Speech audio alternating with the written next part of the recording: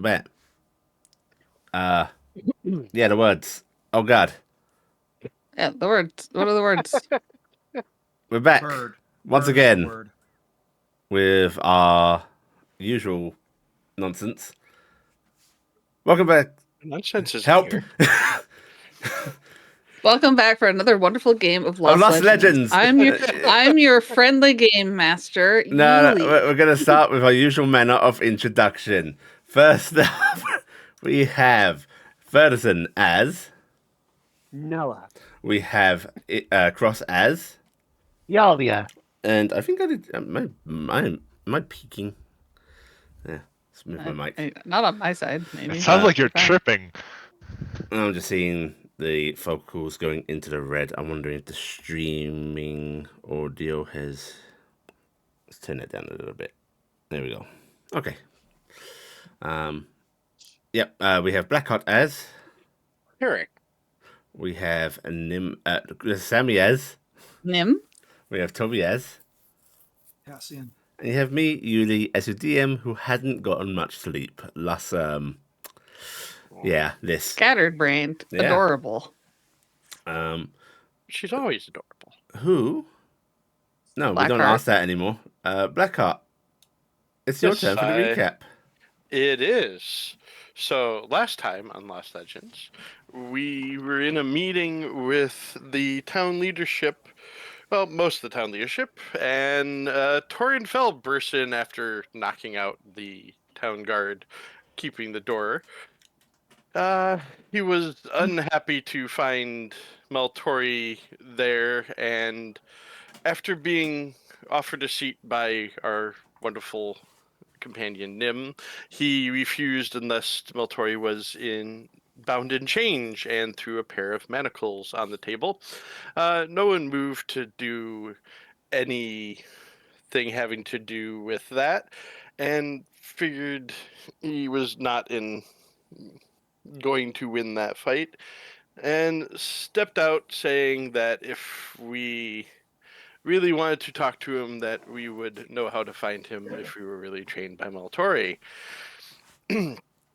The meeting resumed with the town mayor stepping down because he believed he would not prepare the town for the Null invasion, and handed control of the mayorship to Lord Rogerly, who really didn't believe he did it, but with our, I guess cajoling isn't the word, but that's the best I could come up with, did accept and is now Lord Mayor Rogerly. Rogerly. The discussion turned to the bounties, which had been presented by Fell when he came in to both Tori and everybody else in the party, which were quite large, and we came up with the idea, with the help of those present from the leader of leadership, to head to the capital to try to get at least them eased, if not completely rescinded, and thanks to the cred. I did forget to write that part down. The brother from the Bahamut temple and a couple of Nim's items that were given to us by the merchant / possible angel, according to some, that they might help us show that we have a destiny that we are following, or something directed from the gods. After that discussion, it was brought up by Nim that she had killed the former owner of our manor to stop him from burning it down, which prevented her from almost being arrested, but not completely, except for our now corrupt mayor, according to the town guard, pardoned her after scrambling to sign up that he was officially the mayor. The reason for this admittance was Nim questioning if some of the other nobles might have ties to Mikey and Kretch, since the former owner was carrying meldonium with him, and she presented what she had in her ring to the town guard. After the meeting, we parted ways from Maltori, and with the help of the local brownie guards and the shooter dragons, tracked down Torenfell to a closed tavern where we proceeded to talk, except for he brought out a small box and opened it, and we all felt our magic wavering as it disappeared in an attempt for Torenfell to remove any control Maltori had over us. Alas, poor Torenfell found out that we had not been ensorcered by the old necromancer, and instead We're just actually... gullible. Yeah, no.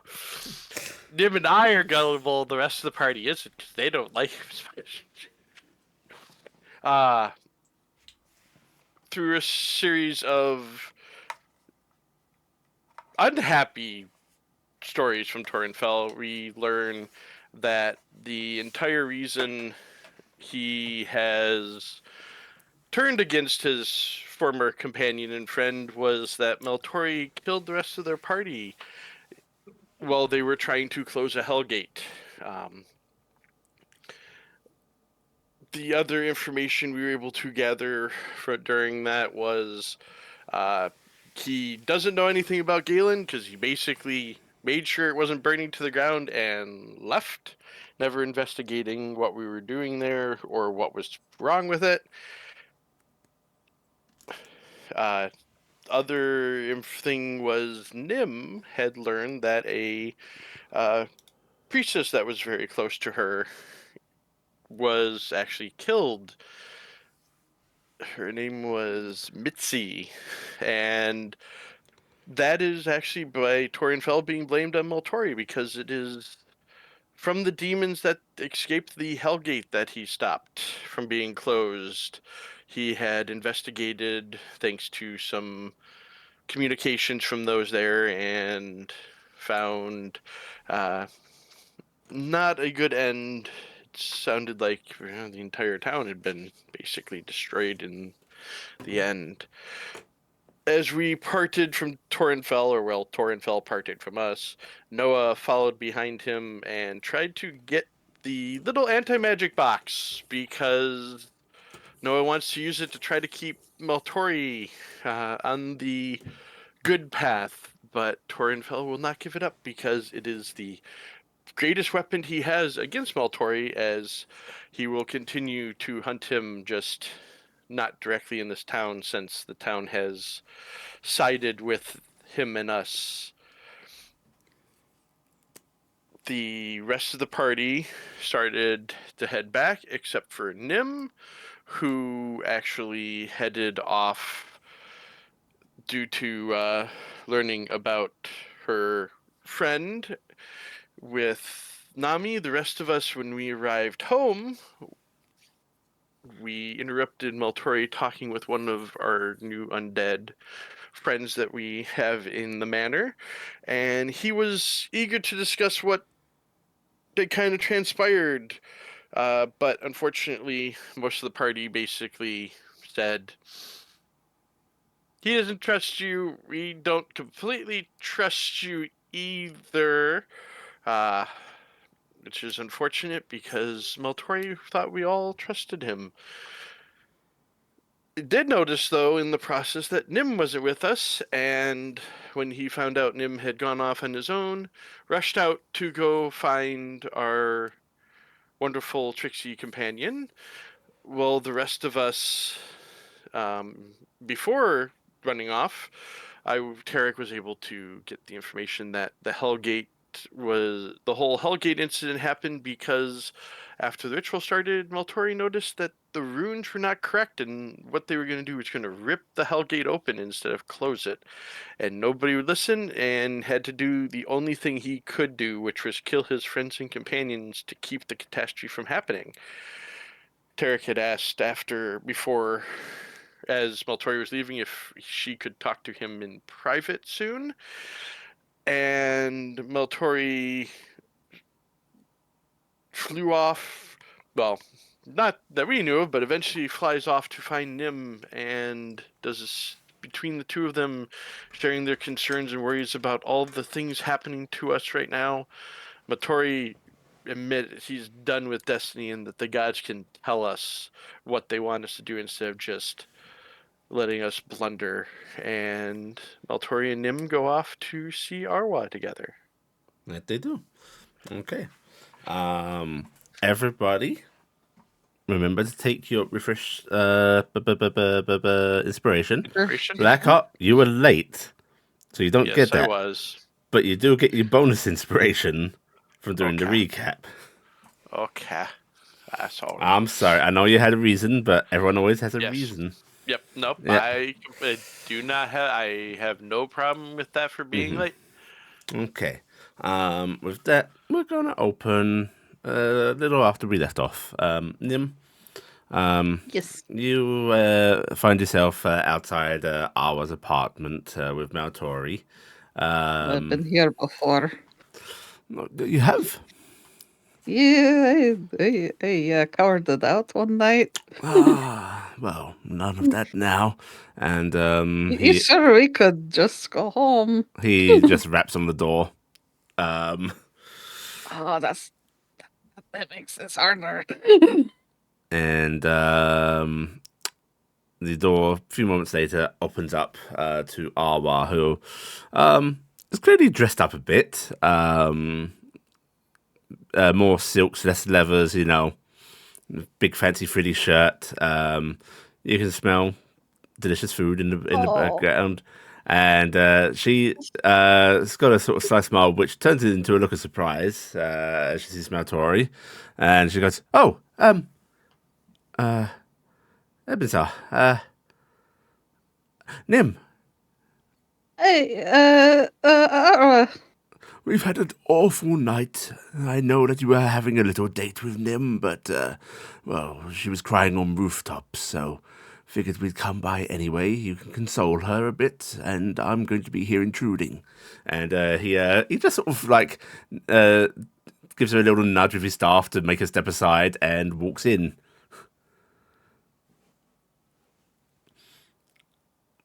sorry to barge in.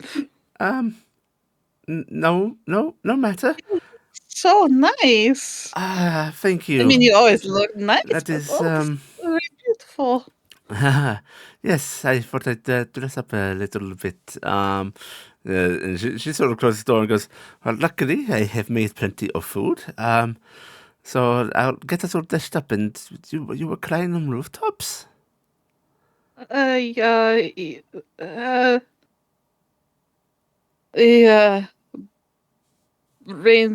Ranger Torrent Fell came to town. You see, she gives Maltori a little look when you say that. You can actually give me an insight check. Insight.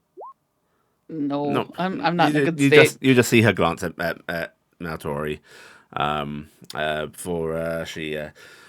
She's only a small apartment. Like kitchen is basically adjoined onto living room. So Anyway. you can see her dishing up. You probably know about him, but he's a bit of an asshole.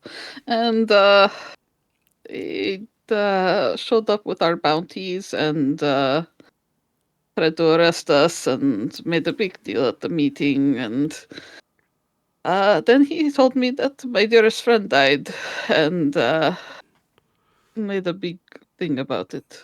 I am so sorry. And I got hit with the feelings of, there were a lot of unsaid things between me and her, and I got kind of pissed at her because she ran off to go be priestess, and it all happened so fast, and then she was gone, and she went on to be adventurer, and I was just left in Thule, and there was no one there, and I wish I had said nicer things to her if I'd known that was the last time I was going to see her. She brings the plates over to the table, sitting down. Maltori is going to basically sit you and Nomi down. And then I got upset because I was really looking forward to tonight with you, but I didn't want all of this all over that. And I was telling Tori about that I'd fucked up again, and I didn't know what to do, and then you he haven't said he would fucked come up. over here.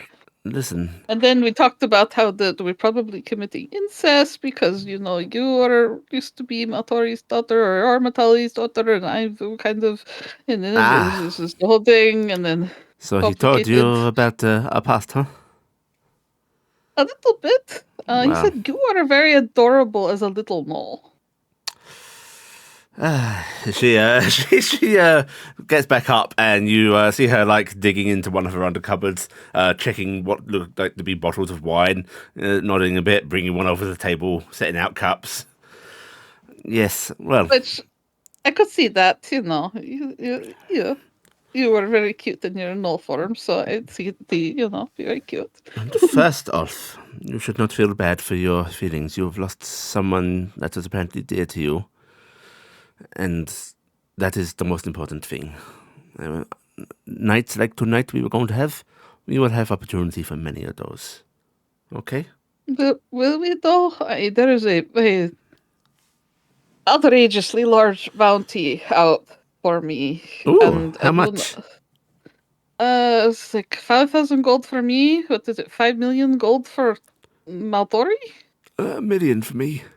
Oh, is it? Is it $1 million? That's a lot. So, We should talk about perhaps doing an arrest and jailbreak. jailbreak, yeah. That was something that Maltori brought up. But it won't be good for people in town if we stay here. The bounty hunters will claw all over this place. I think they might have some trouble if they try. Trouble, but just because they meet with trouble doesn't mean they won't start it, She waves her hand a bit and goes, "Do not let such threats chase you out of your home. And besides, it's a problem we can solve, yes?" I don't know. Well, we were talking about maybe going and trying to solve things or whatever, but we're a little torn on everything right now. In fact, I'm quite pushing for us to just leave this. He pauses briefly and just goes, "I was about to say, this place isn't accursed, but you know my feeling. Everything happening here." Everything is unsafe, and it is easy to expect that they would betray us, because why wouldn't they, right? Yes. It always feels like it comes to that. Even the others, and he looks at you and him.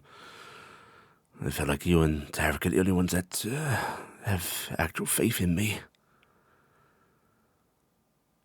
I think the other ones have faith. It's just they've got their noses so high up in the air that they think that they've got to guide us around by it, Well, I am a cursed soul that will turn to evil if that's my own devices. Oh, yes, a cursed soul like every other living person in the world. Oh, poor Maltori, so evil and predilections to evil just like any normal person. Listen, fair, just most because you normal want to be people- happy. Is happiness what I'm after at this point? Feels like I've forgotten. Don't know. I think that we all forget what happiness looks like, but I feel like, you're not.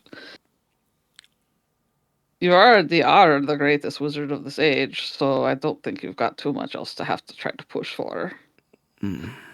Well, for tonight, I am going to enjoy this. What is this? It is roast chicken. We have some nice sprouts with it, some new potatoes, and yes. You are a better cook than Taryc is. Don't tell Taryc. You know, I had to cook for an old fool quite often. Oh, you did? Have you Has he seen made you him try eggs? to? Oh God, my childhood turned even more tragic when he found and saved me. I tell you that. Those meals. Oh, Excuse me. I made sure that you were fed, and I won't stand for this slander. Although this is quite good, I will admit. And Matori's a better cook than me, but we enjoy his crunchy eggs. Nomi is staring down at you've been given a sizable plate. It's clearly like she knows that you and him share. And he says, Nami. Nomi's head turns to you, and you just get the urge nudge. Go on. Okay, I will take out my little plate and I'll dish some up so he has room to eat. Okay. He's very strange behavior for a Zoo Dragon. He only takes a bite after you've taken a bite, and then he waits. Make sure that you take a bite. I will scarf my food so he'll eat. Okay, he will race you. This is really good. So No, I haven't had chicken this tender in a long time. Usually I have to chew it a lot more. well, I'm glad you like it. It is. It's a little. Do not tell Miller or Magog. It's my hobby, and I don't share it with people. Oh, that is a shame. It was a beautiful hobby. No, it is mine. Do you know how demanding they would be if they know I could cook? Oh, but you would love it. No. They knew you could cook. They would come over and they would be like, "Oh, Arwa the best cook. Feed us." I do not need that in my life. No, this is just for you and him, I guess. And Matori just holds up his fork approvingly. And Howard just goes, "Well then, so sister, I guess sister lover. Well, you have managed to make this awkward, no?" She says, looking at Matori, and he just sort of glances up with mouth and goes, "That's not my fault."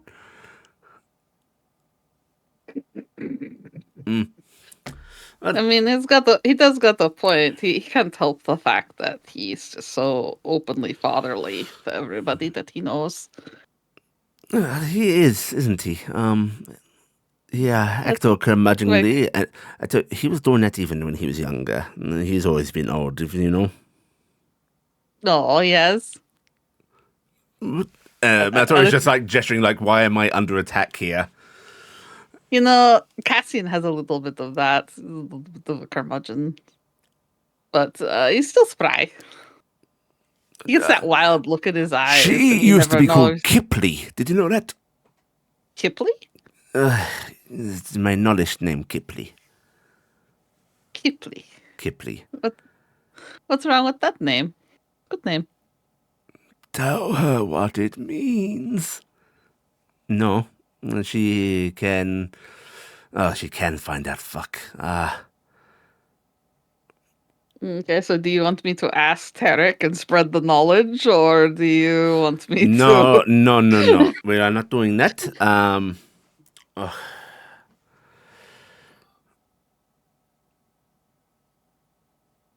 It means clueless.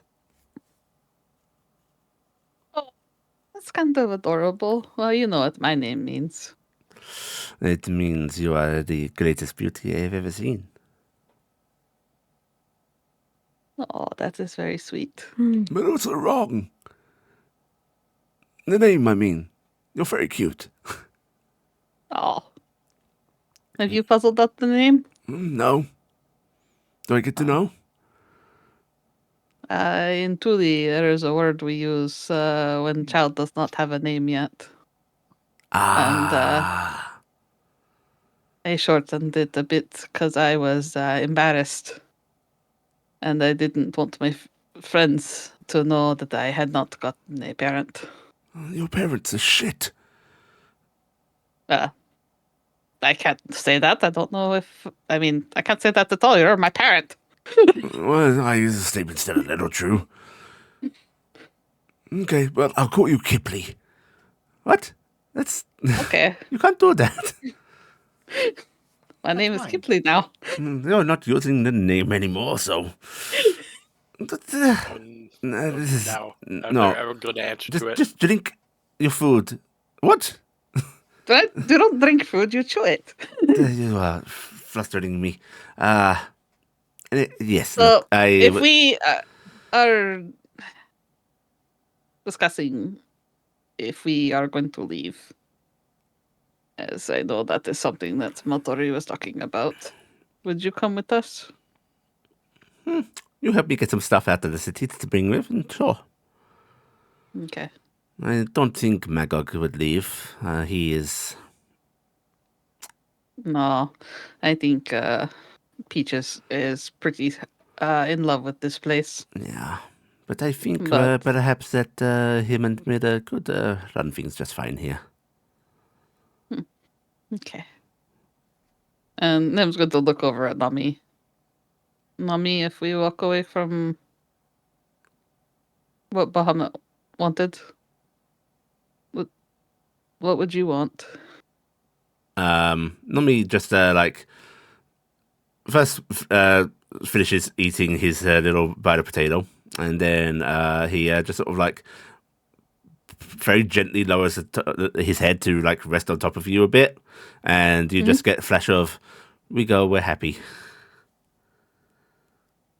Oh, okay. So you would not want to leave. He I tilts mean, his. us. You wouldn't leave us if we don't do what gods want. You're gonna get a flash of shapes and emotions. This little Sudogan trying to communicate something complicated. I want you to roll me insight check on Nami. Oh no, I'm not rolling hot today. Oh, nice. Really, Well, I'm better at that than anything else. well, it's not a direct message in words. You get the sensation, the feelings of you are above the gods to him.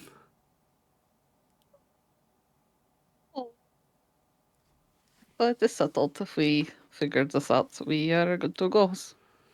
Good. I just think it's a freaking damn shame, you know. Well, it's is, easy for them to fix. They just need to talk to us. If they can't even bring themselves to do that, they have rules of communication. There's tons of history of divine messengers and prophets receiving word upon high. They can do that. If this is so important, they can figure it out. Otherwise, I mean, didn't they kind of send us message? vagaries. No better than prophecy, and I'm not falling for that trap again. I will not see the rest of you dead or worse because some high and mighty beings can't use their words good.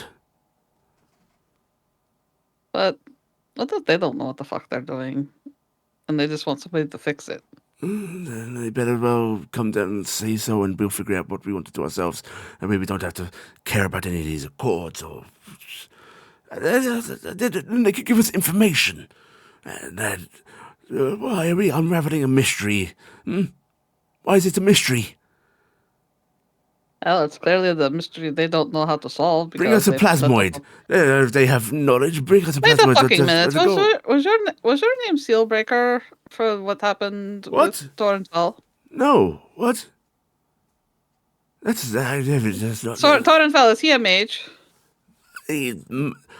Is he a mage? No, that man is he- not a mage. He Matori, has minor Matori. magics at best. Matori.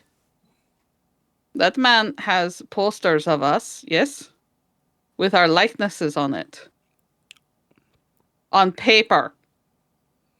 Matori, it's a $1 million bounty for the seal breaker Matori. The only seals You were I've there- broken. Wait, We're in less than a month ago. How would he know? How far is it to the capital, Matori? More than that. Yes, and how is it that there are printed pictures with our pictures on it? Galen did not have a printing press. That bastard set us up. That bastard set us all I up. found a mysterious book. Wasn't even in the right section. Mm-hmm. I'm going to murder him. We should tell the others. They don't realize how bad of a man he is. He set us up. Oh my fucking god. Alright, so they had to send us out on an emergency. They teleported us out to Galen. Why wouldn't they teleport Torenfell out to Galen? They had him going out the long way because they were baiting you out that he was going to take time to be there. Did you know that his previous group was gone before you got there?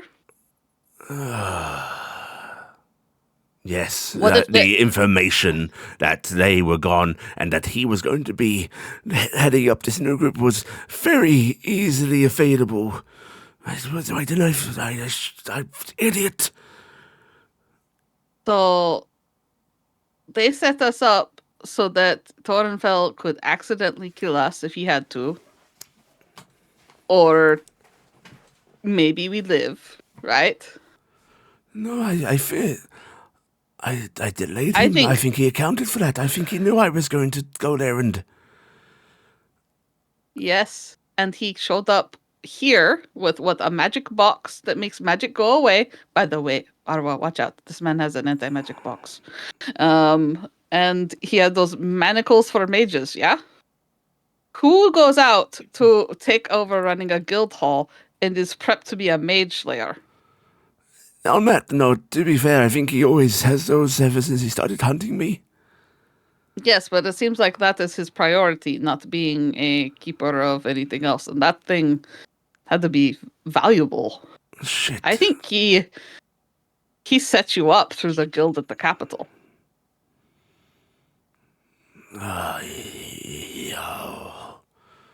Because that's new bounty, seal breaker, right? That would have to be new. There's no way they could have got... Unless he could have been teleported back. Unless somehow somebody teleported to Galen, teleported him in, let him do his report or whatever. Because if he does not have magics, then how could he have those things? How could I've been under the assumption that he's going to be acting alone. He's always been a lone wolf, but he's not stupid. He's always had connections, and the bastard's using them. What about our guild mistress here in town, Lightbraid, Brightblade, Brightblade. What is her name? Brightblade. Brightblade. Why did she have those posters already? How would they have come from the capital this fast? They must have sent them out way ahead of us actually doing anything. The bastard knew I was going to... Because even if he teleported back from Galen to go get that done, how were they here ahead of him? Wait.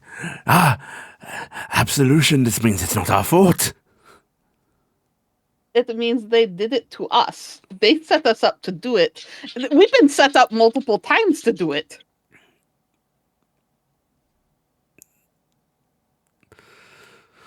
You think the rest of the party will agree with us? I don't... I would hope so, but my hopes have been dashed as of late. But they must be informed nonetheless. Okay. Arwa, will you tell them so that it comes from a more trustworthy source? She frowned a little bit and goes, "No, listen, I know great tragedy has struck you, and you have right to be sad and such, but you get down off your pity, what was the horse, pity horse?" Pity horse? She sort of gestures at Maltori, and he just gives a confused look. I don't think that's a saying. No, but that's a high horse? No, it's not the pity. Don't pity yourself. So he died. Maltori, you put on airs of a bad man quite deliberately, and then you are sad that people go, "Oh, suspicious." They are young adventurers.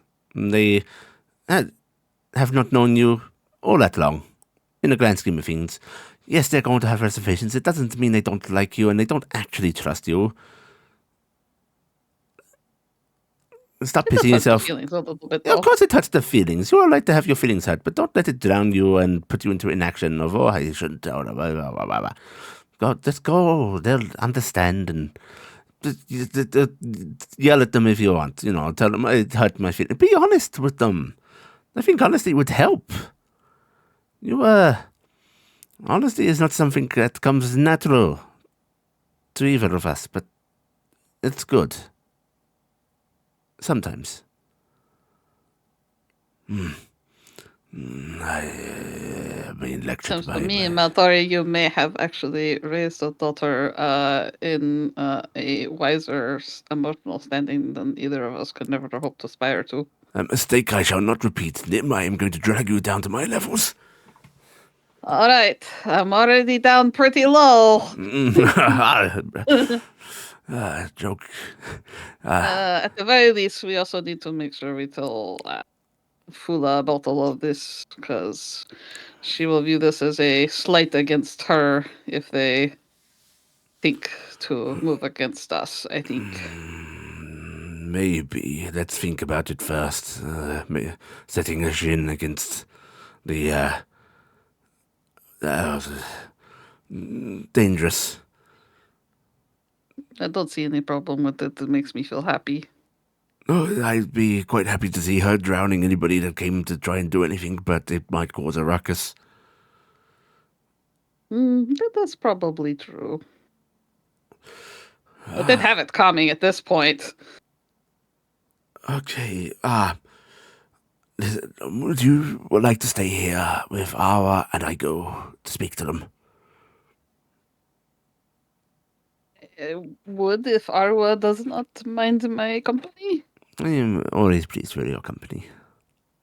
I also had an embarrassing question to ask Arwa, if you are open to hearing it.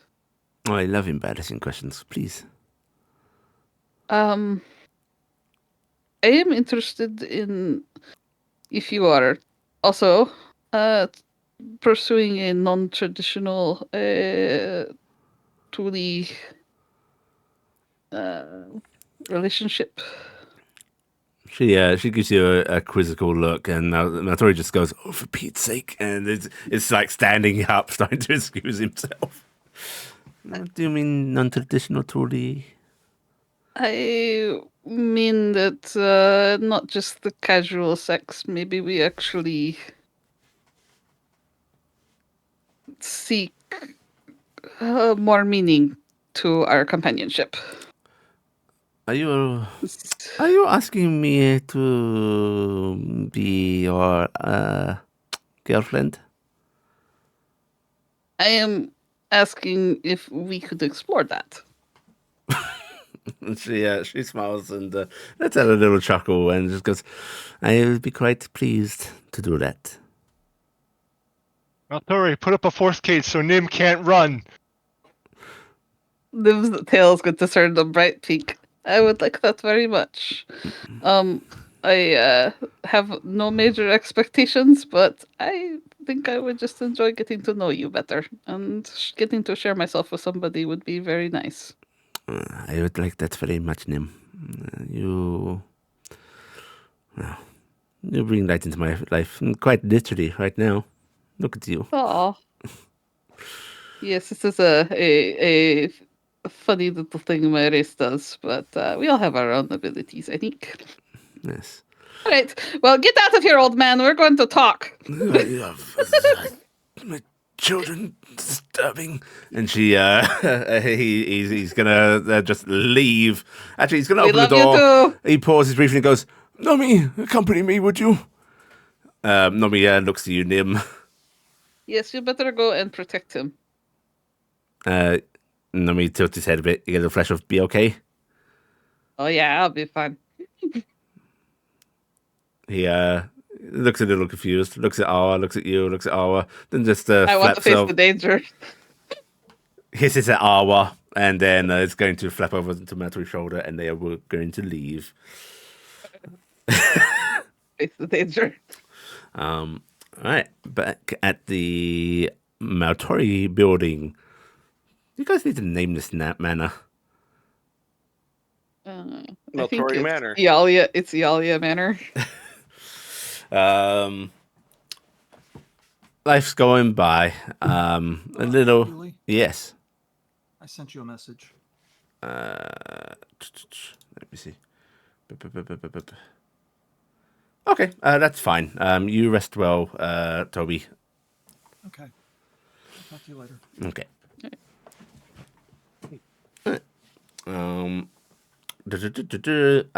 Cassian is is just busy. It has gone out, accompanied by one of the skeletons. The has just gone a little trip. Rest of you, household's a little chaotic as it has become in the past, couple of weeks. But eventually you hear the front door opening again, and Maltori arrives home, Nomi on his shoulder, and he just calls out, "I found Nim. She's committing heinous acts with my other daughter, I fear. No, they're probably just holding our hands, even more sick of it. Where is everybody? Children!" Just gonna yell from the kitchen. I'm in the kitchen. I've got dinner set aside for you. Grand, I'm starved. And he has go over to the Because kitchen. I'm figuring by this point, Lying sack of bones. everybody else has probably already had dinner at Uh-huh. this point in the house because I was cooking when he Um, he- when he left. So. He's going to sit at the table and be like, Grand, what are we eating? Of course, you asked that because I actually had. I don't know. I found it outside. Actually, she wouldn't do that. Actually, because I killed a rat. Supplies. No, we actually had supplies being brought to us. We have everybody in the freaking house. Did you make sure to feed the giant? Yes. I will be honest, some sort of roast. It was just the meat. So. Mystery meat. Wonderful. Yes, it tasted fine. Grand. And some. You know what you should think about doing? vegetables. Making roast chicken. They were not very happy when I tried to hunt the chickens in town. Oh, no, chickens are valuable. They make eggs, you know. That's normally where did you get such fine tastes? Well, You're not thinking about eating no chicken, are you? Iala comes in. Maybe, but speaking Where's of the rations? no, gather the rest of the children, if you'd please. I think Cassian is out with one of the new skeletons. Oh, bums! Don't know how to tell who's I'll have to who. tell him later. Well, in that case, yell for Noah. I'm gonna cast Thaumaturgy 3 times. Noah! Oh, there the old man In just the went deaf. kitchen. Iala just goes deaf. Little running Miller, who was time hiding under the back. floorboards, just went deaf. You see Maltori sort of sticks the pinky finger in his ear, wiggles it a bit. Noah. Okay. Sit down, children. Where's Nim? Is she all right? She's on a date. You managed to stay there this time. You didn't have to tie her down. And you went with her? I had to take her there. She's notably upset about her friend. I'm not going to go into details because that is her business. But Understandable finding out. she is at least with Arwa now. That's a whole complication, but we're not going to go into that. Well, one, I have been encouraged to be truthful with you. Would you like me to be truthful, children? I wouldn't mind it. Indubitably. You hurt me deeply tonight. I understand that you have parts of you that have doubts about me and distrust me, but I suppose hearing it wounded me more than I thought it could. Iala sits down properly across from him. This is not accusatory. I understand your reservations, but you should know. I have to admit, I did apologize for that. I've got a little carried away. You've done a lot for us, and I probably should have remembered that before opening my mouth. Still, part of me is proud that you keep an eye out for honeyed words and actions. It is a good suspicion to have, but, well, we're hypocritical creatures. I don't like that being applied to myself. I can imagine. But, still, as long as that is known, I appreciate the apology. Iala nods. He then turns to look at you, Noah. I appreciate her apology very much. I Noah. am still getting used to this, to working with such a powerful necromancer. I do, if for what it's worth, I do believe you to be good, Maltori. I mean, I did come with you. That sucks as an apology, Noah. It kind of does, Noah. You could have just said that you're sorry. I'm sorry. I'm still going to make sure you're on the right path, but I can already see that you're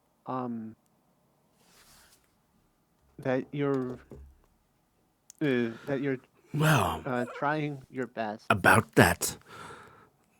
What is the right path, Noah? Whose path? Because we are under so many influences here. We are. We have the gods apparently trying to direct us mysteriously, which I'll get into that in a moment, but me and him came to... Well, she came to realize I'm claiming credit for something I did. Bright children learning, and I'm an old fool, but I should have seen it sooner. But I didn't, and now we're paying the cost. But it's all been planned from the start, you see. Torin fell. He planted the book I found, we're sure of it. He's got connections in the capital, you see, and he sent me out there. He sent me to intercept you. I bet he even made sure that no one else would interfere.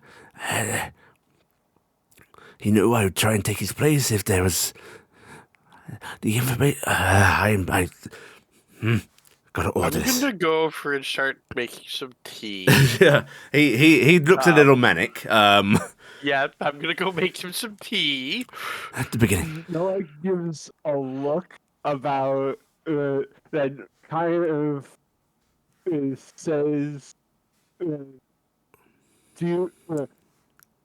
Am I supposed to apologize now for my suspicions?" Listen. It was incredibly suspicious that I found a book on the information of power I need that happened to be these damned seals in a part of the library that book shouldn't even be in, and I don't think that book even belonged in the library. And I was thinking it was Define Act, but maybe it's mortal. Maybe it was him, because the information of him leading a new group of adventurers out there also happened to coincidentally be so easy to find. It's not something you were looking for? No, of course not. I just wanted to... Listen, I used my own guild contacts to find out about the area once I'd found that book. And... Listen, Nim pointed something out. These print posters. The capital's too far away for these to have been prepared and delivered so quickly. Also, to have your identity, it's like that you were barely there. How would Gaydon have had these made? No, they didn't. These were made before... It all went down, I'm so sure of it. Already so quickly after that, they couldn't have even received word. Ialia's brow furrows and her tail starts kind of swishing. Hey, are you sure about this? That they... I know that they expected us to... They were sending us out as, like, guinea pigs, but... I don't think they were sending you to die, after all. I think they were sending you to take the fall.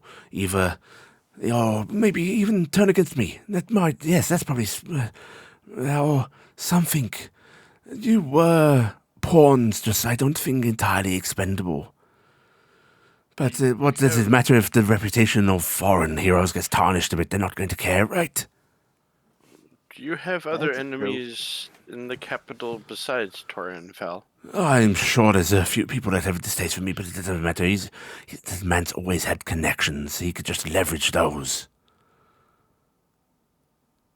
Okay, so wouldn't be worrying about someone outside of him Oh, trying to. gods, set I you hope up. not. Right.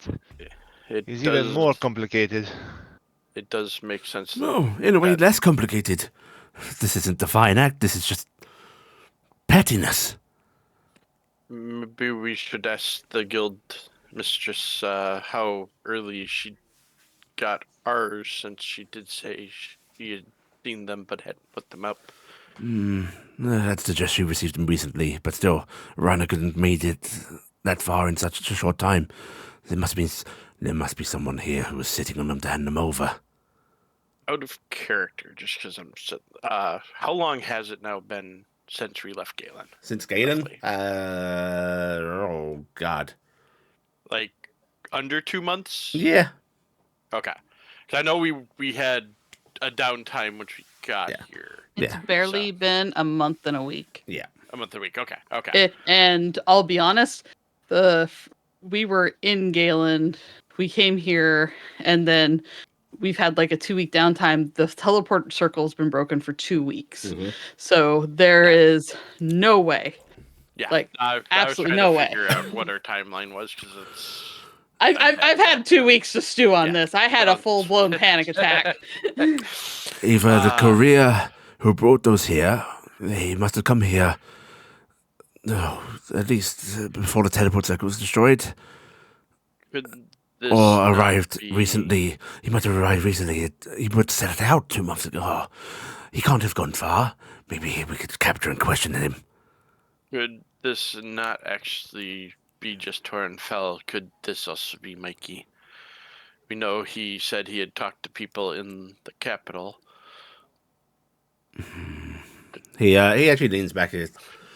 They wouldn't. If Mikey's trying to do that alone, perhaps, but I can't Why imagine would- him and Torinfell being the cahoots. Torinfell's many Why things, would but he- a demon? No. Would he? From what we know, would Mikey want the seals to be broken?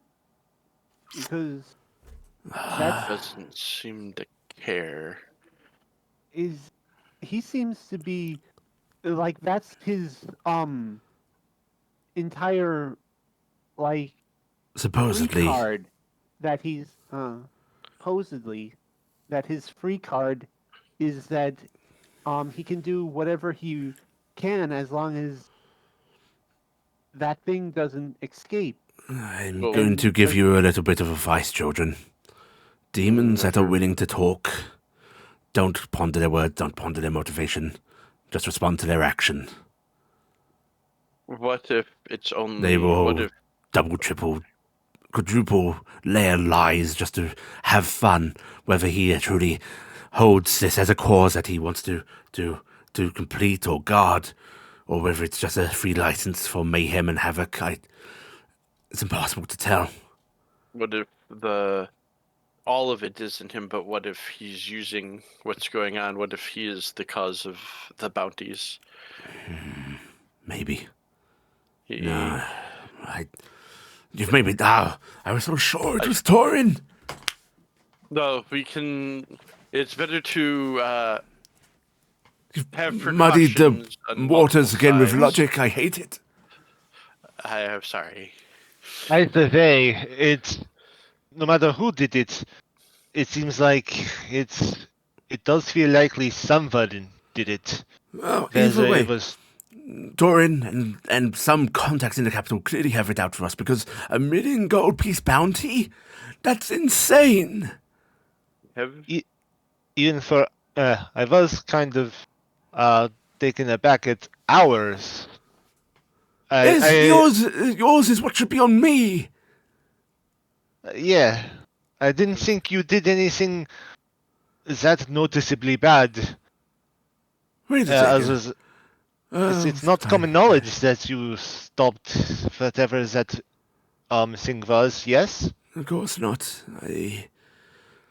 I think it's probably common knowledge that I... Betrayed someone. Yes. You have to understand, I didn't exactly stick around and try to argue my case. It felt wrong to try and clear my name. And Yes. I think Torin would be more happy getting you himself, not someone else. So I think that he would put a smaller bounty on you so that others don't try. I think he just wants me dead. Yeah, I think Yes. Go ahead. I Noah. think that's the main goal.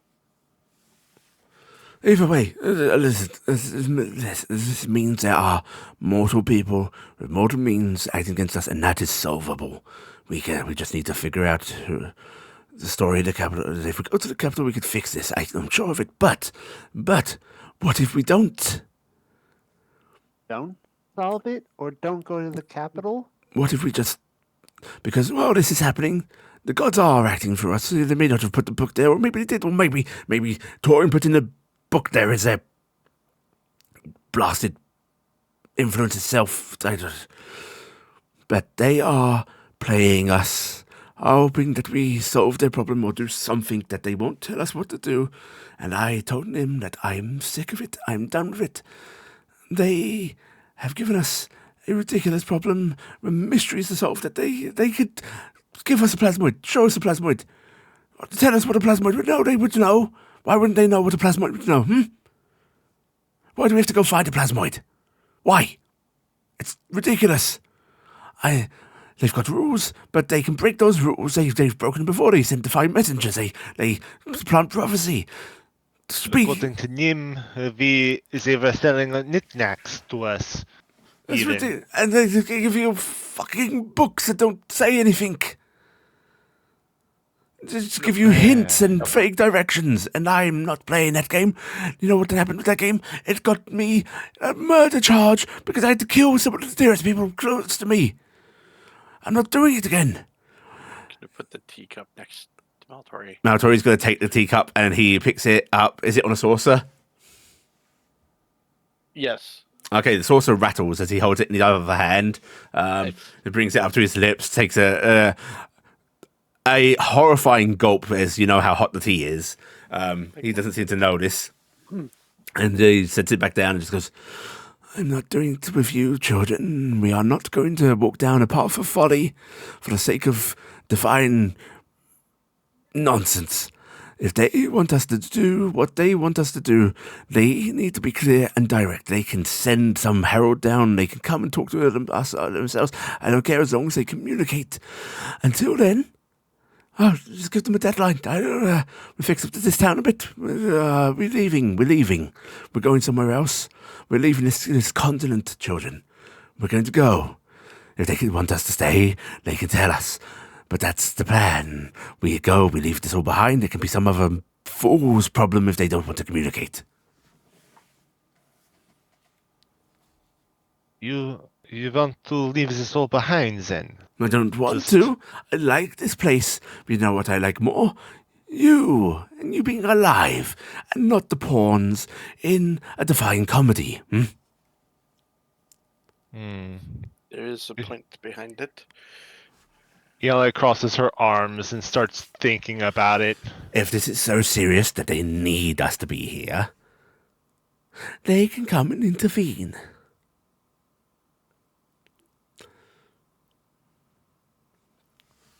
And if it's not serious enough for them to intervene, well, we're not needed then, are we? Again, that's a good point. I suppose that's true. It's not like the people this place is completely helpless against the likes of a red dragon. It's There's not people even a red have dragon taken this them whole... down before. There's tons of adventurers that could deal with Kretch. The only thing I'm concerned about is our role in this Mara Noref nonsense. If we have some part to play that is only playable by us, then the gods need to do something. So you want to have us pull an answer out of them instead of waiting for one? Yes. I have an out of character question. Mhm. What is like modern thing with the gods actually like communicating? The gods don't talk to people. There is Do they no clear. Like, there are stories of people receiving word from on high, whether it be an angel coming down to speak to them, or some mysterious traveler, or something so forth. But the church dogma is the gods listen. They don't speak. Okay. Oddly, because I have to ask this for that. Does that include Obi and Tuli? Yes, Haya does not communicate with her people. Okay. Okay. Communication is, air quote, done by high priests such trying to gauge the god's will by portents and so on and so forth, you know. Yeah. The If- damn if- shame. Our high priest in town just died. Do we have any other high priests? No, you have minor priests for the other temples, but there is no bishop or archpriest or anything like that Okay. in town Okay. currently. Okay. In general, apart from places like the capital, you won't see more than one like bishop in a place, because it will just be who has the what is the dominant religion of the town.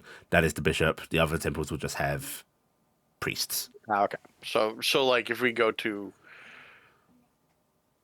the next biggest town, there'll be probably one bishop there for one of Potentially, the religions, yes. but possibly okay. And not every town, even a large one, will have a bishop. You know. Okay. But Okay. that is the general. Okay. I mean, if we are that needed, they will have no other choice, would they? Exactly. So, children, I'd like to journey to the capital. Maybe poke about a bit, but I'd like to board a boat with you all accompanying me and go somewhere else. They will have the time it takes for us to clear up a business here, travel there to do something. Is the capital where most people come in on? Yes, it is the Okay. major port of the continent. Okay. I mean, I know we discussed this last week. How long was the travel to the capital? 2 months. 6 months. 6 months? Did I say 6 months? It was 6 months to the capitals. Ah, yeah. It's 1 month to the town to the north. It was like 2 months down to Yeah. Galen or something like that. Which is why he's talking about getting things fixed up here. Teleport circle. Yeah. Yeah. Yeah. It was possibly 1 yeah. month to a year on the Yeah. teleport circle, depending on how bad and how Yeah. hard it is to put together. So we either repair the teleport circle, travel out with that, or we go on foot. I don't quite fancy giving them that long a time frame, but it's up to you, children. It's up to you. This is just my intense reaction. I'm not making the decision for you as much as I am pushing it. If you want to stay, then I'll stay, but I don't think we should. Well, on plus side, there And can this- be some. I hope you know this isn't cowardice. I'm not running away. You're tired with their shite. Yes, I am putting my foot down. Well, on the plus side, we do have some time, at least to find out how long it will take for the circle to be repaired to get everything set, with whatever we choose. Yes. And I doubt they'll respond until they're sure that we've committed to an action. There will be no bluff calling here. I suppose Iala looks conflicted. She's trying to parse what would be the best action. Like, if is it would this be? This wouldn't be going against the gods. I guess they didn't tell us not to do this. Yes. How can we be going against their will if we're unsure what their will is? I mean, in actuality, if they are wanting us to do something and we're not doing it, then yes, we're technically going against the gods. But it's not going to condemn you to hell if you don't know their plan. I would want to know what they do want from us. It would save us from running in circles and running into more people that want to kill us. Yes, exactly. And what about you? No guiding light, little compass. There are many fate on other lands, you know. No, don't tempt her. No, I'm sorry. I don't know how to proceed because I would like. My main concern is to stop Fretch from slaughtering from the rest of this continent if we are to leave, but having some sort of guidance if we are being puppeted around, as you say, then having better direction would be a lot more useful. I mean, I came here for the adventure. I didn't really expect to have to protect the entire continent in 2 months. Oh, if adventure is what you want, we can find adventure in many places. We can search for the old cities of forever. We can try and find a Sphinx temple in Thule. We can explore the mysteries of Shao Shen. We can do so much. Really, yes. That still doesn't stop the fact that everyone's going to die here. And I am most concerned about that. Then But even then, I don't even know how to stop that. exactly, if we are to do this, if we are to stop this, then there needs to be no more games from them. This is not you abandoning, this is you forcing their hand and making... That's it, Noah. If we go to leave, it's their decision. They can choose to help us save these people, or they cannot. If they choose not to, it's not our responsibility. Don't particularly like that line of logic, but I'm willing to go with this plan if we can get some sort of direction here. Because just the 6 of us versus some sort of second underworld is, Daunting? to put lightly. Yes. Unfathomably impossible. Well, how about I leave you to discuss it, children? I don't think you need my intensity trying to push you. In fact, Very why don't well. you sleep on it, and perhaps tomorrow when Nim... Oh, she better come back tomorrow. We'll discuss it further then, yes? That sounds like a good idea. It may also help you to get some rest on it, too. Sleeping. Yeah. It's been a long day for all of us. I'm going to go take a bath. Enjoy the bath. Right, Matoria stands up and just... Nomi, you're going to come bath with me? Yes, we're going to go splash. Yes, and Nomi meets at him, and they wander off to the bath. It is getting As more soon and as more that complicated. bathroom door closes, you're gonna hear, "Now listen here, you little shit. I know Bahamut's listening."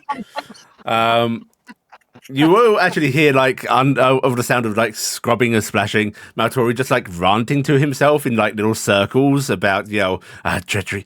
Yes, they planted it there. Maybe the gods were doing it, influencing him. Lord. Yeah.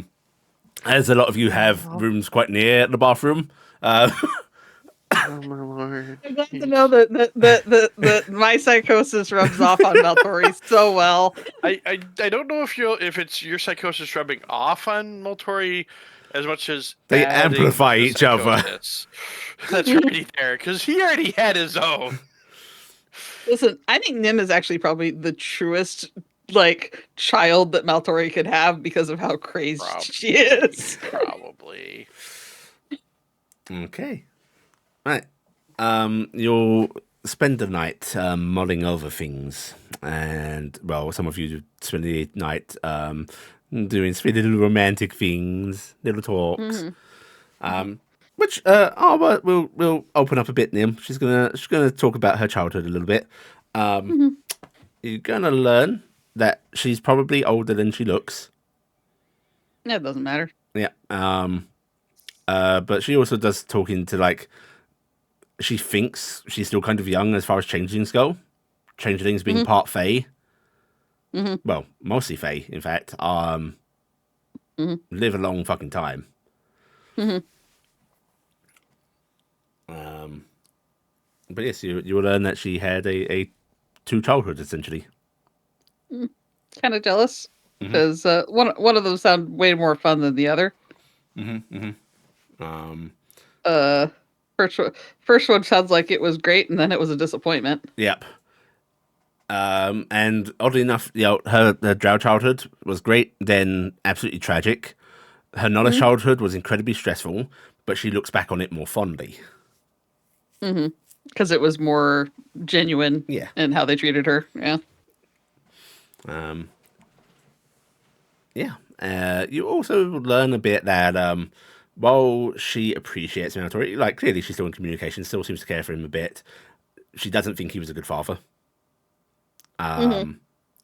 She'll talk about how her entire criminal career is because of him. He taught her all of this stuff.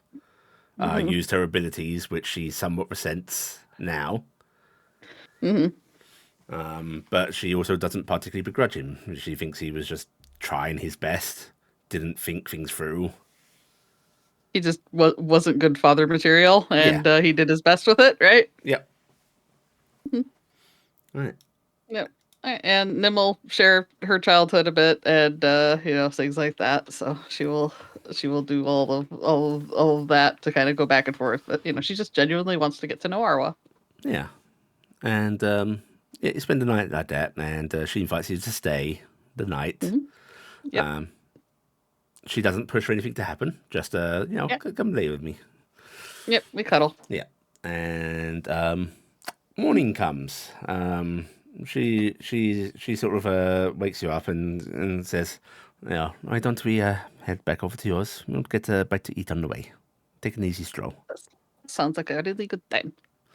I think perhaps I should be there if we're talking about absconding. If we're going, yes, probably. That way you know what is all going on.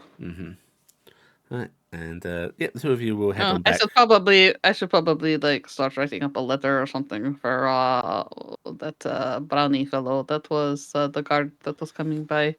I saw him last night. I was out on patrol, and he wanted to stop by and find out about Nami, because you saw how Nami gets big dragon now, right? Yes. Yeah. And he came flying down from the sky and wanted to stop by and find out the full story. So I might just write something for him. The little guard that is sweet on you. I don't know if he's sweet on me. I think he might be just spying on me for, Crow.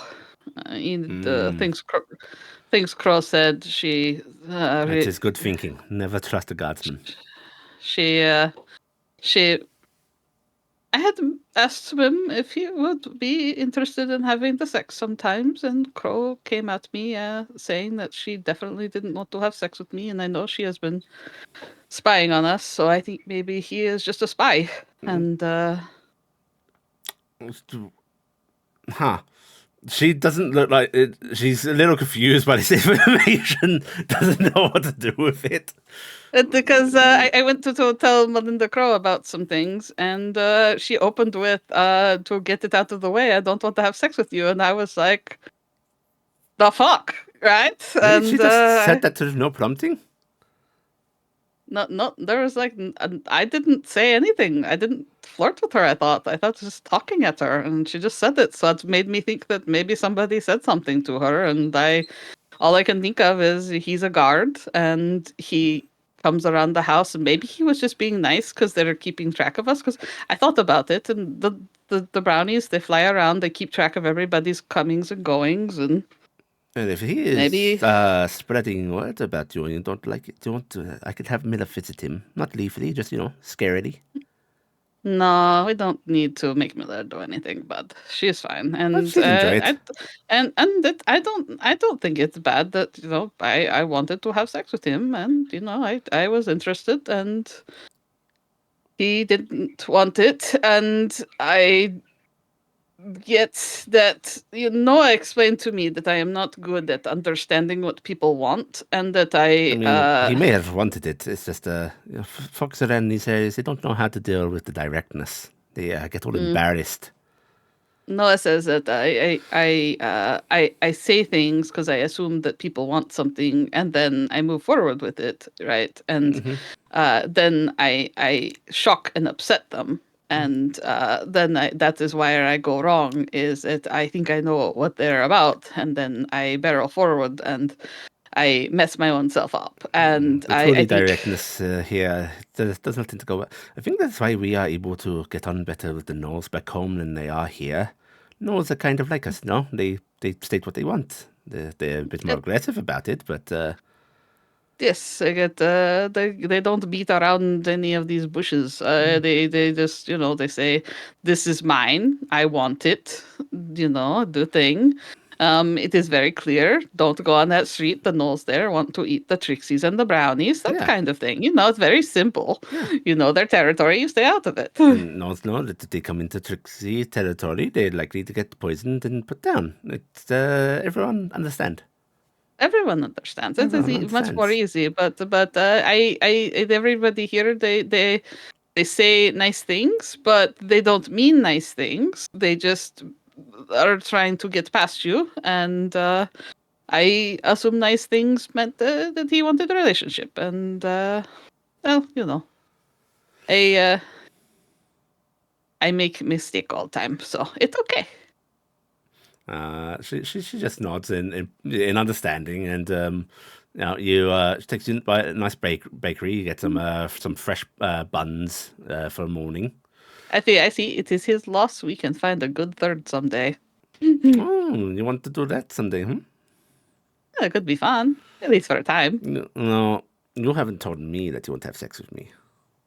Oh, I thought I did. I thought that was very clear that I want to have sex with Arwa. Got shouted in a Knoll encampment. You are so sweet. Also, you'd already invited me to your bed before I got a chance to say that.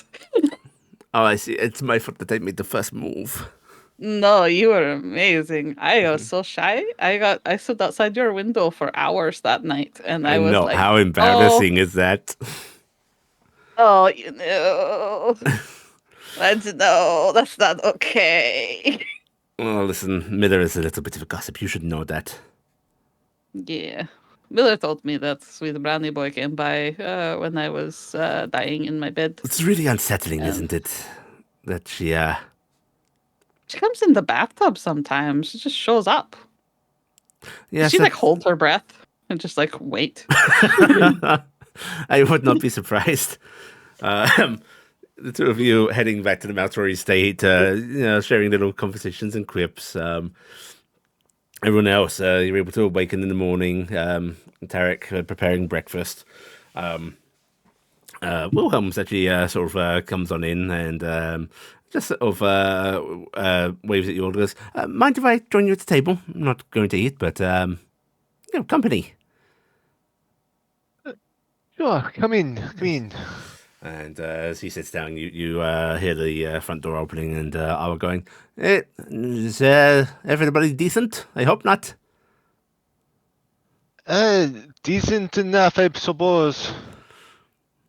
Decency is so boring. You got to go a little wild sometimes. And she comes in with Nim, and she goes, is the old man up yet? Yeah, he's upstairs. He might be up. Did I anybody didn't- light his fire last night? He has to have a fire lit for him. He is old. He can. I imagine that he can light his own fire. What with the magic and all. Did he even leave the bathtub last night? He did stop talking at some point. I hope he didn't fall asleep in it. I will be honest, I fell asleep pretty quickly. I'm never leaving any of you in charge of a baby. I'll I'm gonna go- go upstairs. Let's go get him. Right. You head upstairs, and first things first, she pauses at the bathroom door and goes, I don't want to check. I'll check. I'm okay with this. All right. I'll go into the bathroom door and go check.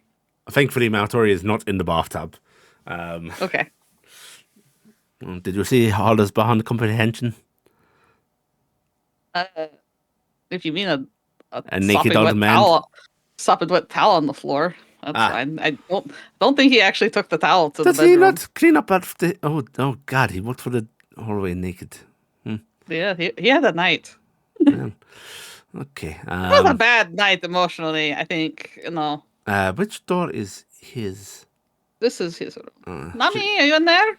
Yeah, you hear frantic scrabbling at the door, and you just get a loud flash in your head of so hungry, breakfast, smell it. Oh, poor Nami. Okay, she opens up the door, and Nami doesn't stop to greet you, Nim. He just dashes past you and is already loping downstairs. Poor child. And you see Maltori still in bed, snoring away. Late. It's unlike him. This. Why don't we bring him a little tray of food up? He got breakfast in bed. No, no. She's gonna walk on over, and she's just going to shake him and go, "Old man, get up! You are early riser. This is not like you." And he keeps snoring.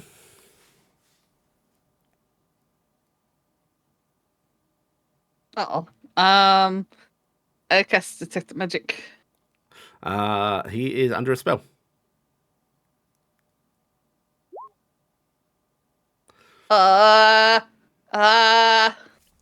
In fact, let me give you the spell domain. Let me double check it.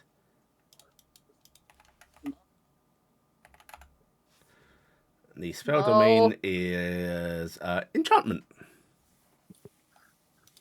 Oh no!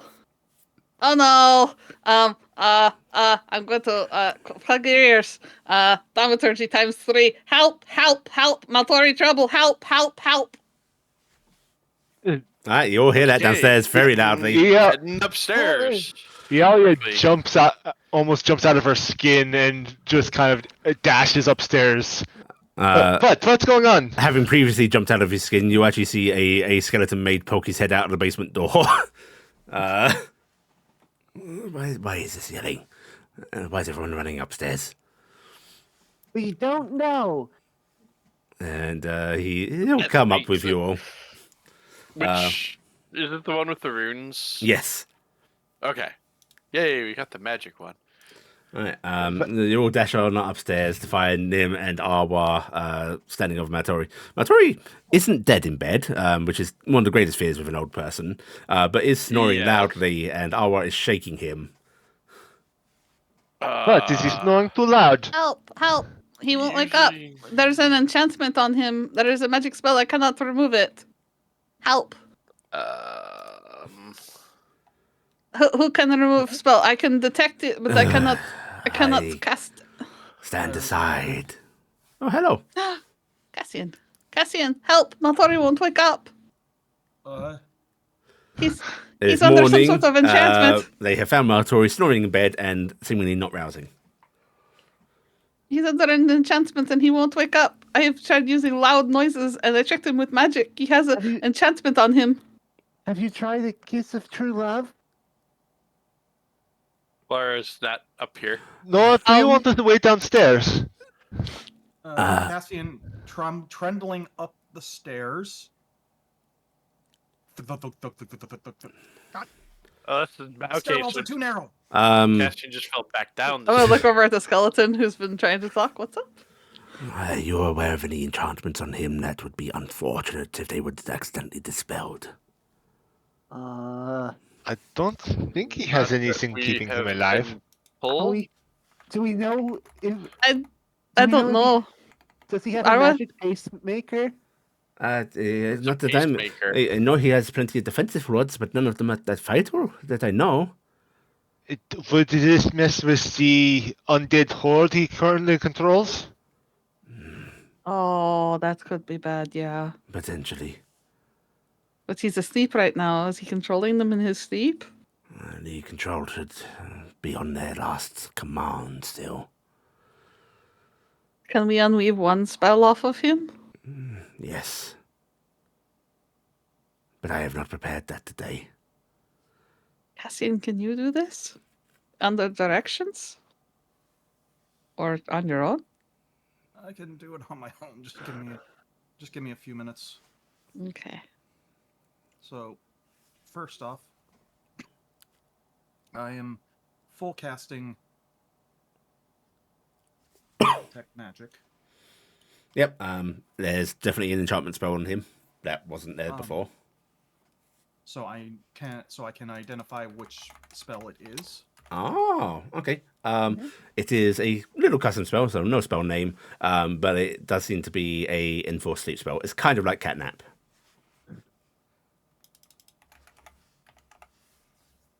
Is there any way we can tell who casts a spell? When we look at a spell. I would like an Arcana roll for that kind of thing. In fact, Okay. go ahead and give me an Arcana roll as well, Cassian.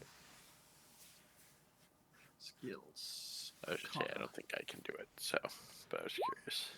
Can I do it, even though I yeah. didn't use Detect Magic to see it? Okay. Looks like Cassian's got it. Yeah, Cassian. The panic subsides as you realise, wait, this is literally Maltori's casting. He's literally forced himself to go to sleep. Oh. Is there any...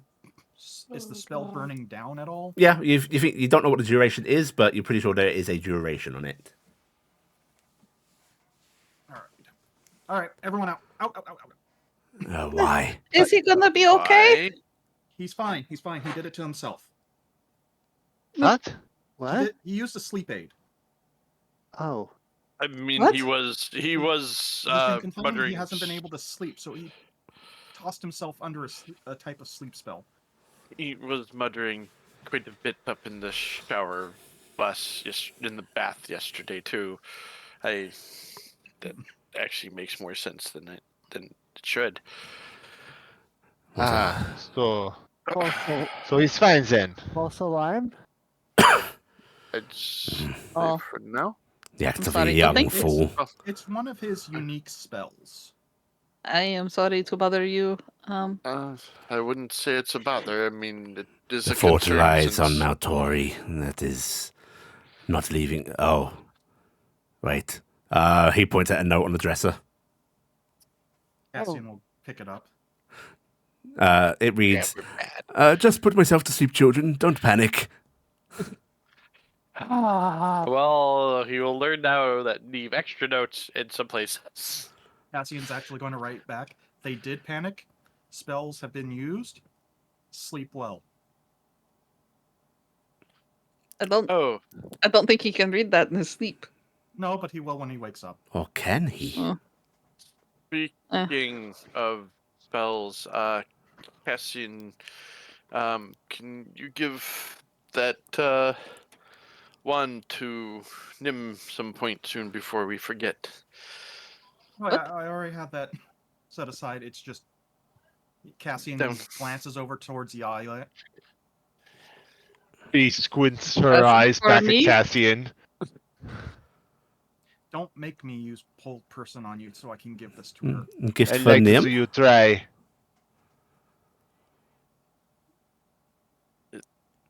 Sounded I like have it something was- for you. Let's go downstairs to my room.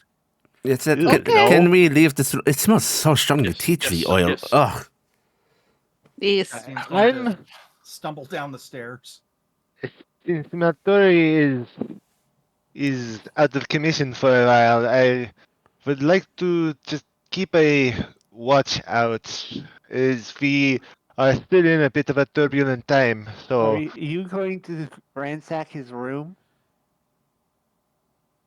she kind of just stops talking and puts her hands down. No. I will watch over him if we are that concerned. I was just thinking about the house in general, just to make sure nobody. Can we just rake him up? I thought he was supposed to be part of our little talk. Did he talk to you all last night? He did talk to us some, though. He was quite manic in his way. But did he tell you about the posters? Why did it say Sealbreaker on it? It shouldn't say Sealbreaker. It's like 6 months to the capital. There's no way. Did not mention that part. He The did poster mention that was posters for that- Maltori said 1 million gold pieces. That's a huge amount of Yes. money. That's a king's amount of money, right? that we And- did discuss. But it called him How- Ebenzar But Maltori shaking Maltori again. Sealbreaker. It called him Sealbreaker, and he hadn't broken the seal yet, so it had to be done ahead. Should we just force him a Vix, and even if He told you about that, right? He did not mention the name, but he did go over that the timing did not work for them.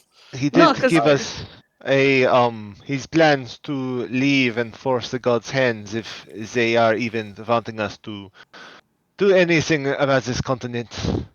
So we are up to Yes, speed on that at least. Yeah, I guess. Young Want him mage, awake? wake him up. Fine. He can go to sleep another Right. time, I suppose. Cassian, you cast a spell on him, targeting the enchantment, and after a moment, you hear Maltori's lips just do the sort of smacking. Then his eyes slowly peel open, like crustily. He goes. His eyes drift over to look at everybody crowded around his bed, and he just goes, "Oh God, I've died." No. No, Is Wouldn't is be this the same what is place. this your heaven or your hell? I think Answer this is quickly. purgatory. Oh no. I don't know how to think how that feels. I'm grabbing a Nim as I go. Why are you all here? Because I found you with the Because we spell on missed- you and had no idea what it was because I didn't tell anyone and they didn't bother to read. I left the We note. didn't see the note. Uh, Nim and Arwa found you and panicked, which is understandable. Oh, how sweet. are you okay now, or do you need a few more minutes? I want everybody to get out of my room. I need to get dressed. Let's head out. I was grabbed. I'll save you, Nim, in about 10 minutes. Nami's in the Alright. kitchen with all the food by himself. Oh, God, this is going to be nothing. It's Ah. fine. I can make more. Right, you all head back downstairs, and indeed, not everything's gone because you can't eat that fast, but everything's had bites taken out of it. And Nami is just like in his own manic phase now, just going around grabbing food, trying to hold it all into one spot. I like to Nami, think that that's there's like a enough for little plate everybody. with Shirlai got set up with from Iala that has been untouched. Yeah, Shalai is actually sitting by an empty plate, still patiently waiting to be served. What is wrong with you? She just says to Nomi, going over to just kind of bat him away from biting any more stuff. Roll an attack roll for me, please, Nim. Oh no. Nami will try No. to Oh, Oh, poison Nami, Iala. no. Nami, don't stab. At least he's not going full dragon on this. Okay, This you sort of swat Nomi away, and that tail does like lash out at you. He hisses before he just sort of like scampers off with a piece of bread in his mouth. Nami, come here. I will get you food set up. Yeah, each of you in turn is getting random flashes of already had food, food mine, all alone, my food. Nami, it's food for everybody. Nami, we got food at the bakery. Do you want some? The bread gets dropped. He is going to go over to Nim. Good to share some of our baked goods. Yes, fresh bread. Nomi like. Where did he put this all? Well, I guess now we know why he got Shall so I big. just chirps at you softly, Iala? Yes, let me get you something, shall I? Yes, your good little princess over there. I'm gonna start. Glad I did not- Saeed is eating food off the floor that was dropped by Nomi. Yeah, I figured that. Saeed, glad I like that go they- up to the table. Saeed to think follows that Nomi Nami- around now. Yep. Nami hit that table, started taking bites of things, and take a bite and then fling their head Yeah, to the side, basically. launching the food off onto the floor. And Saeed vacuumed it up. Yeah. As things are being cleaned and re-prepared, Maltori comes downstairs and just goes, okay, right, I'll put the note on my forehead next time, perhaps. On your door. Oh, yes, genius. I What apologize, is in it? children. I could not get to sleep at all last night, and I need sleep. Understandable. Did you get enough sleep? Do you need a nap after this, or how about have a rest? It is fine. Unfortunately, I cannot shorten the spell's duration, so it's a little bit of a commitment. How long is it supposed to last? 8 hours. Okay. So Well, we know for next time if it seems to be longer than that, we know there's a different problem. Well, Oh, good morning, everybody. Thank you for breakfast, everybody. Cassian, did you have a nice night out? Cassian, you actually spent your night out with the skeleton sitting here at the table. Well, not Wilhelm. The other skeleton here, Balfour, the wizard. He just went out with you, talking about magical principle. Went on a little bit of a herbalism exploration. It was. Wait, can skeletons get high? They can most certainly try. In fact, go ahead and give me a D6 roll, Cassian. Oh no.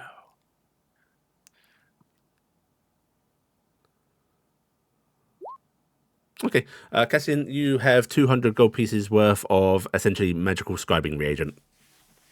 Sweet. Pretty great. Yes. Right. Oh, and Cassian looks over towards Yalia. Nim. He pulls out this rod and goes to hand it to her. Hide this. This is yours. Oh, thank you. After it constantly. I'm not going to steal things that weren't given to me. You've already tried once. Yeah, It was given to me, I asked you to give it to Nim. and you gave it to me.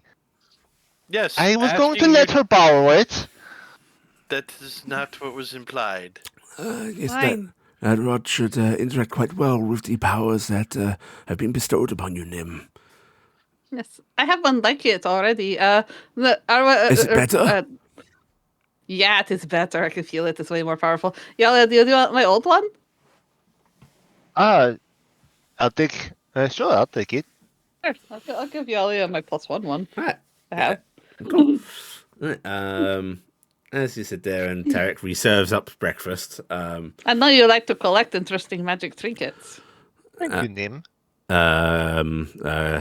Cassian, Torin looks at you and goes, you missed the little meeting last night. I will start ranting again if I explain it, so, Nim.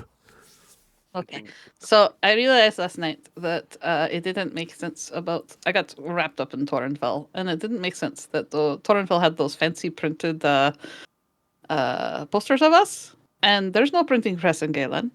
And it mentioned that Torrenfell was the seal breaker, but he didn't break any seals until he went to Galen. Galen Which means me and is- Evans are. Sorry, Sorry, Ebenzar. My brain is all scattered too. Anyway, but Ebenzar and all of us went there, and here is closer to capital than Galen. Galen is farther away, right? It is 2 months south, or east, or west, or whatever direction it is. And it is 6 months from here to the capital. That means it is like 8 months to the capital from Galen. How would very fast ranger man get all the way there, get approval for a 1 million gold piece bounty, and 5,000 gold piece per head? These are ludicrous numbers. Remember that, like, when we came to town, Brightblade was saying they don't have money to put out for people to go after dragon, right? 7 gold dragon, remember? Yeah, I remember Get it. distinctly. We still do not get that money.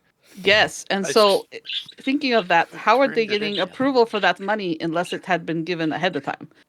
Unless he have some way to magically travel back to capital, and then why would he go from capital back to Galen when he knows we're not there? I don't know of any particular spells that his type of magic user uses to move that fast, but he could have been running around with a teleport spell that took him straight back to the capital. He told someone he knows, they printed those up, and they started distributing them before the teleport circle went down. Yeah, but the teleport circle's been down for what, 2 weeks? Maybe longer? I Yes. think they And knew about us before we got here, though. we've only been here like a month and a week. Yeah, So like I it's said, I think they knew about us before we got here. Yes, I think they've known that's the about whole us all point. along. Say, I Cassian, think they set this up. I found a book in a library, in a section that book didn't belong in, that pointed me to the source, yes?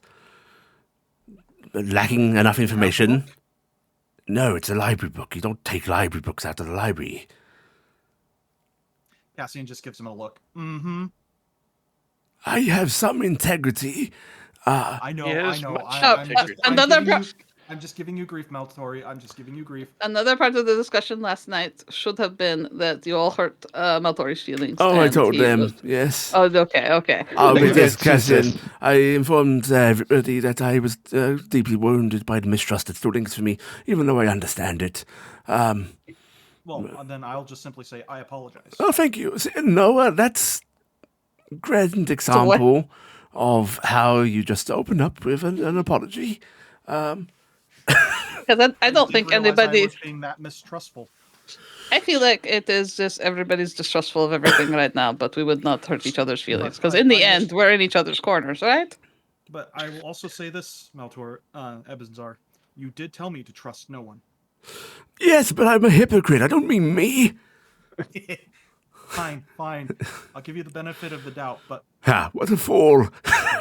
And Yes, I know. he just gives you a little slap on the knee. No, he doesn't do that to a centaur. On the shoulder. just remember the old statement, Maltori. Fool me once, shame on me. Fool me twice, fireball. Yes. What? The solution to all problems. Yeah. But That's why yes, I don't like witches. back to it though. So, But that in means short, that there is I huge think amount of involvement with the guild. I think with the what Torrent yes, plans. I think that book was planted there by Torin or someone he knows, and I think the information that Torin was going to be leading up a group of adventurers in the area was planted there for me as well. Like, it was so easy to find, and I frankly feel like an idiot for not seeing the deception sooner. So they grabbed a bunch of copper rank adventurers, sold us off as if we were silvers, right? And they specifically picked all outlanders, so that way there's nobody here in country that would be upset if we get raked over the coals. Yes. We were set up. We were all set And- up. We were all taken for fools. Now my brain went into a whole nother place, Maltori, after you Oh, left last no. night. I know. Prepare for this rocket ride. You said that What's a rocket? that's something that we heard about from Wilhelm. Oh, It takes you to space. Wilhelm just goes, I very much regret sharing any of that. Noah wants sharing to it have too. one, and we found out about it from Wilhelm, and Wilhelm said that I am not allowed to have one, so I am not pursuing one, but I am adding it to my verbosity. I'll tell you what. I'm If hoping to learn it. if you agree not to bring it up to me again, I'll tell you the story of how those were invented. After this. Okay. Well, I can agree to that. I don't think Noah can. Noah, can you agree to that? I'll hold my tongue. Marvelous. No, but that's something you do with your hands. I don't do that at all. I think you have a tongue do not anymore. have one. No. That's kind of amazing. I got distracted. No, I was thinking about, you said that something was wrong with that prophecy that you were set up to go do, right? Yes, With your yes. friends. How well do you know Torin fell? Well, before he started hunting me, You traveled together for on and off for 30 years, is what you said. he actually sort of looks a little regretful and just says, he was the closest thing I had to a friend. Well, we often, frequently butted heads. It was kind of our thing, you know? Mm-hmm. That someone like you that you would trust with anything. Mm-hmm. Yes, he had my implicit trust. The incident that happened and led to the unfortunate demise of your friends. Were you originally supposed to be there? We all fell into it. I mean, part of the prophecy is the adventurers that just happen to be the right place, right? No, but no, there's no I'm way asking you are. where did he call you there, or did one of your other friends call you to come be there? It was Hanover. Hanover called you to be there. Yes. All right. And Hanover, were they already there with Fell? Yes. No. Hanover and Cafort were exploring the area. They called in the rest of us when they started to see something. Okay. Me and Torin were together at the time elsewhere. All right. And then when you got there, and I'm sorry, but you had to stop them, yes? Yes. Who did you tell first? All of them. I was screaming it. Mm. I'm just wondering. No. Like, This man's many things. you don't think he set that up? I think he'd do many things to get at me, including all of this. But he would not have. He would not have done that to us. He wouldn't have. You think that is unrelated? Okay. I'm just wondering, how calculated is this man? Was he trying to do something and then you got in the way and now he is trying to get rid of you because you are a threat to everything? So all of this seems underhanded against us, yes. But think of it from a man who knows that he's right in seeking justice. Okay. I can understand that. I just had my brain go that place, and I was worried that what if he was I understand, much and darker mechanizations, and I don't know this man, so I have to ask you. I understand. I can't believe for all of the things, and as much as he's against me, the man is righteous and pure of heart. And I think the anger Shiny he feels blades is still very stab real. you in the back. Shiny blades, oh, yes. No, I said shiny blades still stab you in the back. Yes, he would murder somebody that had wronged him, especially so grievously. He's Hevosian through and through. Mm. In our discussion yesterday, Nim, I brought up another possible cause of the bounty posters. Mikey, remember he? Oh said yes, he they communication. sent me down enough a rabbit hole of maybe Michael's behind the posters and such. I'll be honest, I dislike this idea just because of the fact that We kind of all know that Mikey hasn't been actively doing anything very bad in a while. And it would be That counterintuitive we are to getting aware rid- of. that we are aware of, right? So I mean, there's the idea that those bounty bosses could chase us off the land, which would help Michael. But, you know, we could go shake down Mr. Deeds. that's a good idea, actually. If we can even get in. Oh, we should be able to. We're all paid up, right? Is that a good idea? Shouldn't we be fighting him on his, shaking him up on his Figurative home words. turf? Yes, I don't Oh. think actually trying to Shake him up down with will good admit- questions and hopeful answers. Yeah, Yeah. 'cause Right. if we do that physically, there may be bigger problems. Still, also, Cassian, I have suggested that we leave. I thought we were leaving. Well, I very much want to, and I'm being very forceful with it, but ultimately it is the group's decision. Well, if The- we leave, we have to come back in 2 years. No, No, you part don't. of this will be rearranging that deal. I'm sure Mikey would be very glad to actually see us off like he originally wanted. You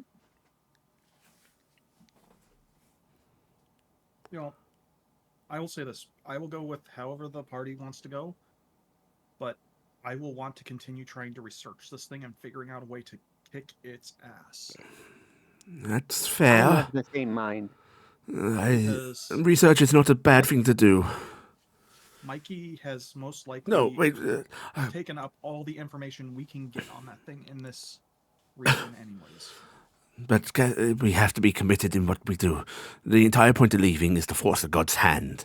If they want us to keep honest, they need to share information with us. They need to tell us things. They need to be forthright in whatever manner they have to do it.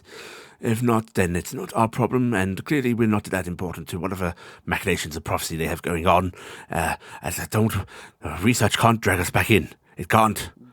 That was the other part of the leaving, was to force their hands. If they do really want us to deal with this, they should let us know directly. But we can't do it in a way of like, oh, they force our hands, we'll do it anyway, you know. We have to commit. They'll know. They'll know. Yeah, they'll be patient and be like, oh, they'll be lured into it because we can just put this little information out, and they'll go, oh no, the whole continent's going to burn. And you know, I have been reading a lot of Bahamut for a long time. I turned to Bahamut at a young age, and I have learned one thing: the world is constantly on fire. There are always people in trouble, and there is an unending group of adventurers that will fall under the wheel of design to do what needs to be done. Yes, We have already called attention to this. That might end up being just what our part was. Yes, exactly. Maybe the machinations is us leaving this to somebody else.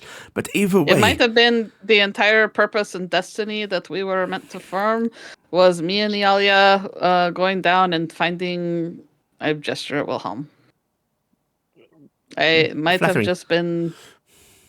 Might have been that whole star thing, and that was the Sojourn facility being uncovered, and Wilhelm getting to share his life and stories to the world.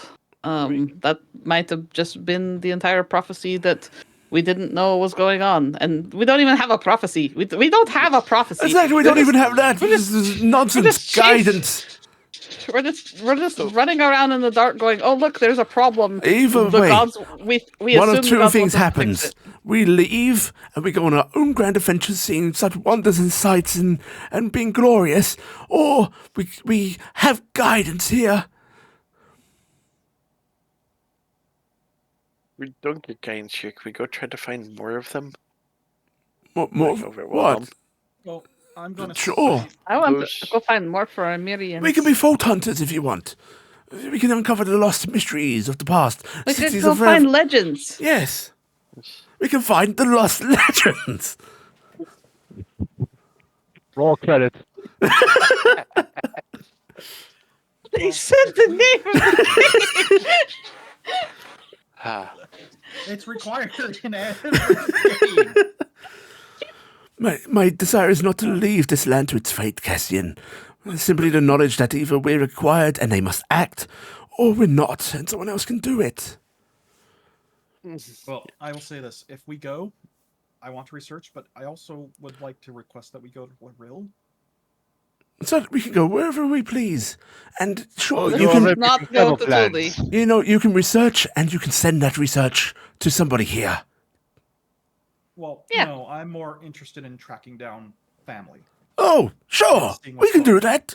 Oh, that would be lovely. That's We can a find wonderful first step for our adventure. And Loril is a perfect place to travel to. They have ships going beyond Orlan. They're one of the best fleet-based people that you could have. You're Sounds. awfully I'm excited. excited for this. I Loril's want a you big to have planet. good, happy adventures, children. So many adventures die tragically, and I don't want that for you. And if you are going to die, I want you to live gloriously first. He actually pauses. I want I'll to be have honest, lived gloriously first. I think that is fair, and I think, like we talked about on the roof last night, Mr. Matori is worried that we will think that we're doing the right thing for some prophecy or some guidance of the gods, and then we will end up doing the wrong thing. Look at how I was used, children. If we were given a misleading prophecy just so that I would end up here to train you, what's to say that you're not just the next step to be buried in the mud for another group? I mean, for all we know, we might be a stepping stone on Torrenfell's rise to And I will not have that. legend. I'm sorry, I don't like being a stepping stone. Exactly. Well, You Let's would take- sit out like steppies. so let's go on our own terms. Let's go see the world. Yeah, if Or we get- don't get stopped, I suppose this is our plan. So if there were spaceport though here, maybe there is spaceport on the Loril or the other places. I bet there's Oh, all sorts of amazing things. Quite a few places had them. This was one of the major ones for the world, but yes, there were minor ports on most continents. Everyone had their own programs.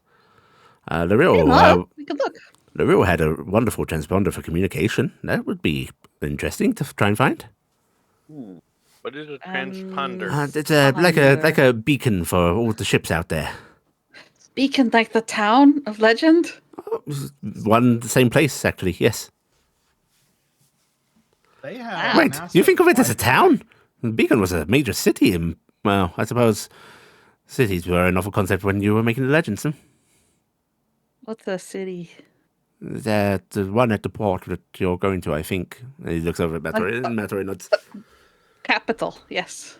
Yes, thousands of people populating it. And Wilhelm scoffs and goes, I think more millions. What's a It's not million? even that many people on the planet. What's a Wilhelm million? looks horrified. There isn't? A million. It's well, the It's next an awfully step. big number. Also, thousands isn't that many. Most Tuli towns are like that. That's good at least. It depends if you're checking below or above ground. Usually we count it all together, though. Well, you could always go find someplace like that. I would be pleased to know that somebody was looking for what we left behind. We could go look for things. It could be fun. Anyway, we should have breakfast. We have time to stew on this. Are we going to use the teleporter at the northern town, or are we going to stay and wait and see how this one is doing? If we are leaving, we need to talk to Fula, correct? Would you like her to come with us, relocate, or Yes, we'll have to relocate Fula, and are you content for her to be here? I want her to be happy. I do not possess Fula. So if Fula is happy here, then Fula is happy here.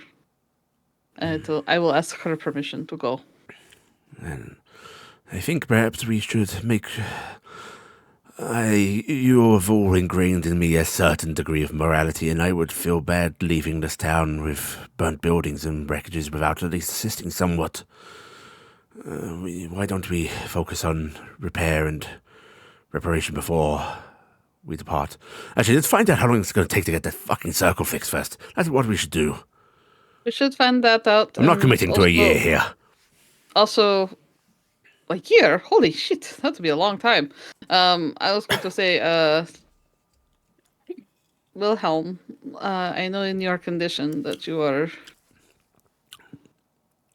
not going to be here as long as we would like. But there was talk yesterday at the town meeting of inviting you to share stories, maybe in an open and more public place. So A stage, perhaps? something like that, if we could put it together so you could share with as many people as would like to come to listen to you, if you are amenable. It would You're kind- gladden my heart to do so. You are kind of a treasure, and you have knowledge and stories that I think as many people should get to enjoy and share in. Yes, I would be more than pleased to do so. It's been a while since I've had a good audience. Well, I will have hopefully to we can think provide about you my with some stories a bit. I don't want to trigger a random surge of starship seeking. rockets. Too late. Speaking of which, would you like your rocket story? Do we really have to not go looking for rockets? No, you If just we have to not talk to me about it. Oh, What if you're there when we talk about it because you walk in or something? I can so easily leave the room. All right, fine. We won't ask you about it. Good, because, we had, I don't know if they count, but we had rules back in the day when exploring. You're not supposed to disseminate things beyond the level of the society that you find. And frankly, I think maybe I am breaking those rules with you, but there's no one here to enforce it. isn't this already the world that you originally belonged to? Yes, So but it's you not have really- regressed somewhat. Regressed. Mm-hmm. Oh, we're like babies again. Yes, the baby society. And it's your job as the grown-up to teach the babies what you know. Well, Let's- I have a very terrifying question to ask you. Is there any way that you could teach us what some of the symbols and things mean in some of those passport places and like in your building that you're from? Because Certainly. I mean, I I'm- could take I'm you on a always- tour of the facility here and point things out to you. because Yes, I was there just was a thinking door I could not open. because I'm always worried that we're going to not know something is dangerous and that we might open it or touch it and we don't know what the symbols mean. I'm going to teach you the most important symbols right now, actually. That is a really good point. He looks to Cassian and starts clicking his finger bones together. The parchment? Paper, and Cassian starts throwing down ink pot. I just thought that, and paper. after Okay. dealing with that weird chemical thing that... or that Yes, liquid that is one of the things here. So, all right, What? look, this symbol here, this means radiation. This that is an invisible spectrum of energy that will break apart the very bonds that hold you together. Maybe not instantly, you might not feel it right away, but it will make you incredibly sick and will lead to your death. If you It's see... a Magic? acting disintegrate spell then. Yes, sort of. It's not magic, it is a natural property of the world that is apart from magic. This is what we call physics. Oh, that's Okay. a scary thought. So it's invisible. It's So like think of it like bad air and bad light. Okay, so if we like cover up No. our mouth... No, I think at your state of being, there is nothing you could do. Oh, so this symbol just means we go there, we die? This symbol should be at places surrounding or blocking areas like that. So if you see a door Okay. marked with this symbol, you do not go in. Aha. Or if you need the- to access it, you send some kind of summoned being or automata or the like. Although even our automata will suffer its effects. Okay, but if we send like an automata, we could have them bring us things from out of there, No, and that would be you okay. do not bring anything out of that area either. It's it can contaminate things. It can linger on them. Yes. Radioactive material gives off this energy. Spreads? Yes, in a way. Now, That's terrifying. Why would you have such a thing? because it's very useful, but Is it a weapon? for weapons, for energy, things that are beyond your means, though. Mm. But it can be blocked by thick enough substances. You have enough lead and concrete and so on. It can heavily diminish its effects depending on the type of radiation. But it's not a What thing. is concrete? Oh, God, this is right. Moving on. Yuli? Yes. Did this world have its equivalent of the Roman expansion? This world had, like in the past, yes. For you, yet, not yet. Okay, so yeah, no freaking clue what concrete. Yeah, I have no idea what concrete is. Would some of the old runes still have been concrete that exist? Yeah, there are substances that you guys don't understand how to recreate. You don't know what it, and you don't have that name for it. Okay, that's what I was curious Yeah. about. It's steel stone. Yeah. They literally carved it into like steel and stuff like that. Some of the runes and shit. So yeah. And actually, to be fair, there wouldn't be a whole lot of concrete construction left because they advanced well beyond that. But yes, he goes. Okay. Right, so this is just a no-no symbol. Okay, no-no symbol. No. Right. Okay. This symbol, you might see markings surrounding this. This is for biological contaminant. This can be biochemical weapons or just substances that we use in manufacture and so on. But basically, this means that there is a substance or chemical that is incredibly dangerous. It can be dangerous in different ways. Some it's just touching, some it's breathing in. But exercise caution around this, okay? If you see anything that you don't know what it is, or there seem to be sealed chambers and so on, let's be careful, please. But there could be treasure. I doubt it. Oh. Now, a symbol that could be treasure to you, a symbol that could be treasure to you, this is a symbol for magical danger. This is what we use to contain items and artifacts that were deemed too risky to be out in public. If you see, Iala perks up. If you see, do you still use? And he's going to do a bunch of symbols that you don't recognize. This numbering, this numerology. Oh, well, this is simple. You start from 0. You still have the concept of 0, right? And Maltori just goes, "Yes, we have the concept of 0." None. None, correct. Right, this symbol is none, yes? Yes. That, if you see this symbol paired beside that symbol, it means these are locked up just for general security. They are not particularly dangerous, but you don't want somebody walking around with like a magical weapon, right? As these numbers go up, and these just simply chart against yours, this is 1, 2, 3, 4, 5. This is severity of danger and risk. Value. Yes, value. If you see this symbol, this is our denotation of the concept of infinity. I hope you have that. Don't open any doors with that marking, ever. Those things are to be sealed indefinitely.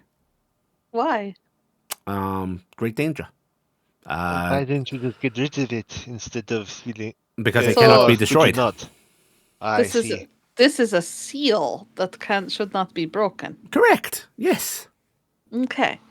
Anything below that, you can go and poke at it. You'll probably die to 5, but, you know, I'm not your parents. I wish we had this symbol before we broke the other necromancer relic. I don't think it had the symbol. We don't have that symbol, yes. That would have been very handy to know. Well, other symbols, there will be things that are directional symbols or other things. I'll point them out to the facility, but they're not as important. These are the ones that could end you. So, and just in case you're going to be cavalier with your own lives, these could end others around you as well. Breaking a biological contaminant could destroy the environment around you. Anyone that comes there could die. Taking something out of the radiation zones, you could kill people you take it to. So it's really dangerous. Yeah. This is very good to know. It is a shame that this is not something people know normally. Actually, this might clear up some stories. about adventurers returning from the rune delving, and well, they died with a village around them. Wow. So it's Horrific. not just it's sort of like a natural curse or something. If it helps you to think of it like that way, yes. These are cursed they- places. Okay, that is good to know, and then we can warn other people. Thank Yes. you, Wilhelm. There is no treasure, there is nothing of value. Avoid this place for all eternity. Yes, exactly. Good. Right. And just unfortunate about any places that have been ruptured or lost their markings. Right. That can happen. I mean, nothing's permanent, right? Except for this infinity symbol, yes? I mean, we did make those out of the hardest things we possibly could, so hopefully. The world's not ended, so I suspect so. I pray to Tatalan that the craftsmanship holds. It's a good prayer to hold. Okay. Right, yes, we'll go on a facility tour. I can give you some other little stories in there as well. Might even find some cool things I'm sure you'd enjoy. Yeah. Oh. I like the thought of this. So now I owe you the rocket story, yes? Yes. Sorry. Okay. Now, before I begin, children, there is something you must understand. Do you still hold to the narrative rules of Shaoshen, or whatever you call it these days? I think that's Shaoen, yes. Oh, close enough. Mirror's Land. Ah. Yes? Nice. All stories are enhanced by lies, even the true ones. We know that already. Yes. It is, Apparently caught a boulder. Exactly! The story spreads and is greater for the deception, yes? Yeah, but now I don't want people throwing rocks at me. There are downsides, admittedly, but still. I follow this, so you must understand. This is a true story under Shaoen rules. So it's embellished. He smiles and nods. But the heart of it is the truth, and that is immutable. Right, I must stand for this, and he actually stands up and starts brushing himself down, reaches an arm out, does a few, okay, yes. Right. Oh, I'm going to share my breakfast with Arwa and Nami while watching this performance. Balfour is watching very intently as he begins. This is the story of Fauda, one of the greatest of Faramir, and how she helped us step to the stars. In the shadows of the eternal peaks, where the earth met the sky in an eternal embrace, lay the kingdoms of Faramir, a land known far and wide for its undead inhabitants. The people of Faramir, unlike most undead, were not mindless automatons or vengeful spirits. They were a society of scholars, craftsmen, and engineers, undead in body but very much alive in mind and spirit. Their leader, Fauda, was a figure of great wisdom and compassion, revered not only for her intelligence but for her vision. Fauda had been a mighty sorceress in her mortal life, a gifted scholar who had studied the mysteries of the universe with a passion few could match. But when death came for her, she did not shy away from it. Instead, she saw it as an opportunity to continue her work, undistracted by the frailties of flesh. Through ancient rites and powerful magic, Fauda became a lich, the first. Her body preserved by necromantic arts, but her mind sharper and more focused than ever. Under Fauda's rule, the undead of Faramir thrived. They were not bound by the same fears and prejudices as the living, and they devoted themselves to the pursuit of knowledge. Faramir was a place of learning, where scholars, engineers, and artisans honed their craft, their undead nature making them tireless in their work. But despite their achievements, there was always one question that gnawed at Fauda's heart. What lies beyond the stars? Faramir's people had long gazed up to the night sky, knowing there was something, and many had wondered if it's possible to venture into the great unknown themselves. Fauda, however, was the only one to believe it could be done. The concept of reaching the stars was not foreign to her at all. After all, she had studied the arcane forces of the world and the mechanics of motion. But it was a combination of these two that would be the key. For years, Fowler immersed herself in the sciences of physics, engineering, and magic. The undead people of Furmir had made great strides in both magical and mechanical fields, but Fowler had a vision of a craft that could break free of the Earth's gravity, ascend beyond the clouds, and explore the vastness of the cosmos. She was determined to create a rocket engine, an invention that would combine the arcane and mechanical in ways no one had ever imagined. Fowler's first challenge was propulsion. Magic alone could not overcome the immense forces of gravity, but she knew that fire, the most primal of elements, could. She theorized that if it could harness fire in a controlled, sustained way, with the precision of magical engineering, it might provide the necessary thrust to propel an object into the sky. When he says that, you can see a brief look of, oh no, maybe I'm saying too much here, as he eyes Noah, but he continues on. And Cassian's writing this all down as quickly as he can. But she would need more than just raw fire. She would need a system. Nim is looking over at Noah, but she does snort a bit at the idea of fire being the most primal element. She would need a system that could Noah's- control the flow of energy and prevent the volatile force from destroying everything in its path. Noah's leaning in, is just listening. For years, she worked alone in her underground laboratory, surrounded by the hum of enchanted machines and the crackle of magical energy. She began crafting intricate tubes of reinforced metal, woven with protective runes, and devised a way to channel fire through them in a controlled manner. Using her vast knowledge of both magic and mechanics, she designed a system that would direct the fire into a powerful, contained explosion, propelling a vessel upwards. Fowler's breakthroughs came slowly, each one building upon the last. She created small, crude prototypes that would fly only for a few moments before crashing back to the ground, but with each failure, she refined her designs. Eventually, she developed a new kind of fuel, a mixture of alchemical substances combined with magical crystals, which burned hotter and more efficiently. The energy produced from this fuel, when channeled through her pyrospring engines, was enough to create a sustained, powerful thrust. After years of relentless work, Fowler stood before her greatest creation, the first prototype of a rocket ship. It was a sleek, metallic vessel, outfitted with her revolutionary engines, and it hummed with the combined power of fire and magic. The craft was not just a wonder of engineering, it was a symbol of hope for the people of Furmir.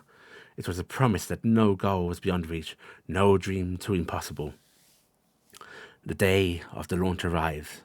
The people of Furmir gathered in the great plains beneath the mountains, watching in silence as Fowler prepared her ship for the journey. She stood beside the vessel, her undead form as composed as ever, knowing that this was the moment that would change everything, not just for her people, but for all the lands beyond. The people of Furmir had long been seen as outcasts, and Fowler knew that this achievement would show the world that even the undead could build something magnificent. With a wave of her hand, Fowler activated the pyrospring engines. Fire and magic coursed through the ship as the engines roared to life. The ground shook as the rocket began to rise, slowly at first, then more rapidly, until it shot into the sky with a great burst of energy. The crowd gasped in awe as the craft ascended, higher and higher, until it disappeared into the clouds and beyond, leaving only a trail of flame behind. Fowler watched in quiet satisfaction, knowing that her invention had worked. Her people, the undead of Furmir, had proven that they were not bound by the limitations of the world around them. They had not only reached for the stars, they had touched them. The people of Furmir celebrated, but for Fowler, the achievement was only the beginning. She knew that this was the dawn of a new age for her people, a future where they could explore the cosmos, where they could learn from the stars themselves. The rocket engines she had invented would become the cornerstone of a new era of space exploration, and she would lead her people in discovering what lay beyond the stars. In time, other ships were built, and the undead of Furmir became renowned throughout the land for their technological prowess and their peaceful, wise nature. Fowler's legacy would last for centuries, not just as a leader of the undead, but as one who brought her people into the heavens. As Fowler looked up at the sky, she smiled softly. She had transcended death long ago, but now she knew she and her people would transcend the very limits of the earth itself. The stars were no longer unreachable. They were their destiny, and Fowler, the wise lich, would lead them there. And he just does a little bow. And this is supposed to not I mean, have me ask more about this? Indeed. That's why he told you he'd done that it. was a really amazing story. Now I see why you want to be a lich so bad. She looks at Meltori. And indeed, the wonders that you can achieve with a lifespan unlimited by the frailties of flesh. And Maltori actually wipes away a tear and sort of like gives his own little clap. So, I won't ask about rockets, but Mhm. can you explain gravity to me? And how do you Gravity? escape it? Gravity is a force of. He actually looks confused for a second. Mass, I think. I'm not a scientist. I'm a storyteller.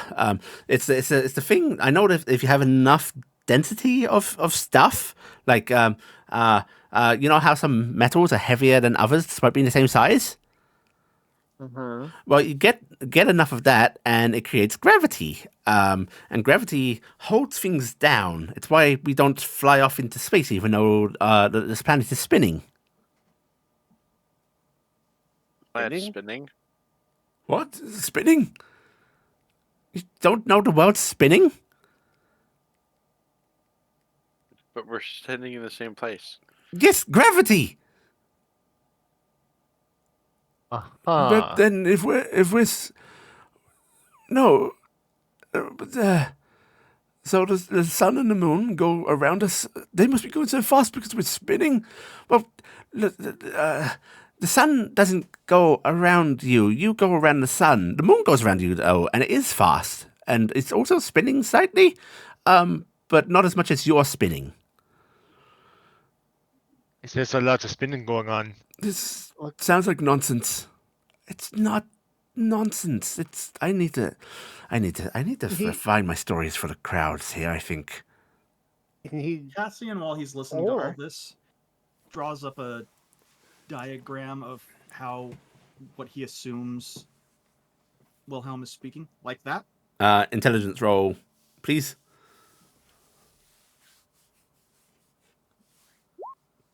He looks at it and he looks at you and just shakes his head a little bit. Close? Not close? Not quite. Okay. Listen, Well, you maybe guys if you're seem to lucky, be you'll clearing the find hay. a ruin that has examples of orbital properties. That's Wait, does that mean the moon's kind of like dance around us? yes.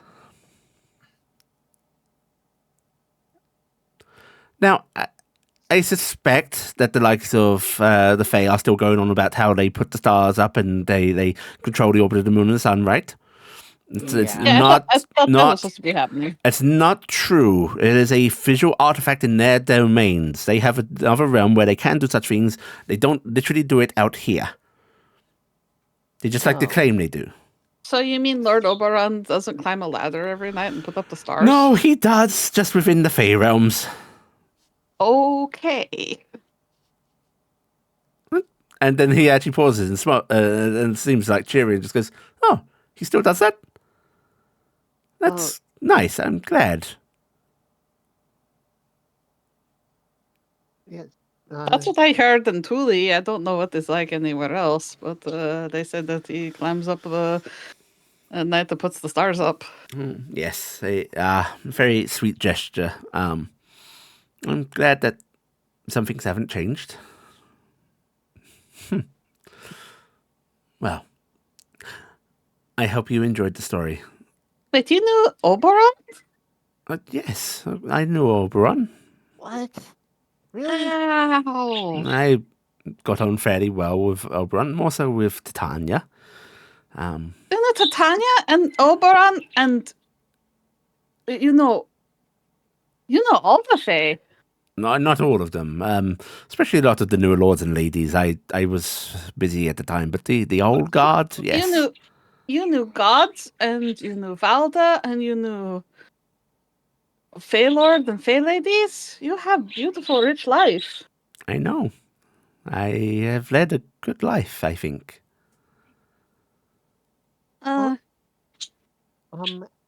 Was how were you able to like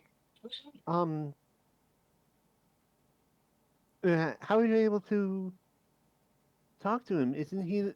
Wasn't he the head of the Unseelie? Wasn't he kind Well, the Seelie Unseelie divide was strengthened greatly as the world went on. He is not a bad man. Quite the opposite. He simply sits at their head so that they have a voice. Helps keep their nasty natures at least somewhat in check. He cares for them and loves them, even though they are astray. And as his wife, Titania, sits for the seelie, he sits for the unseelie.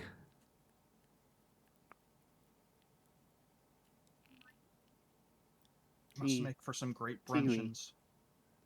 Yes. I hope you get to meet him one day. He is a fine man. I Oh. do too. Now, Morris knows him well. Oh. Morris lives in town. I know.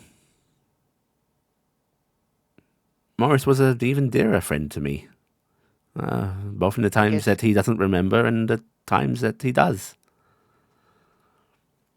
How guess- is there times that Morris doesn't remember? Ah, Did something happen to Morris? this is a complicated thing. So, in a way, there were two worlds. One that was before, and one that was rewritten. Long time ago, before even the cataclysm that you know of, something very bad happened to this world. It was very sad and tragic for everybody. And a brave group of adventurers, much like yourselves, after fighting so hard for it, realized that it needed to change. People didn't just need to be saved and fixed. They needed a chance to live a better life to begin with. And they did that. They traveled to the past, far into the past, and they changed things. They did it in such a way with the aid of a kind and powerful thinking machine, so as to not erase things, but to alter them, to give people better lives. Morris is one of those. Morris lived through great tragedy, but Morris got a chance at something better. Oh, that is good, but sad. In a way, I lost people because of it, but I also knew that they were happier. Did you know the people who did this? I did. I knew them very, very well.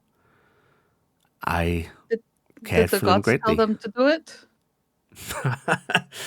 No. In fact, the gods originally set them on a very different path. One god was trying to manipulate them to do one thing. The others were trying to nudge them in another direction.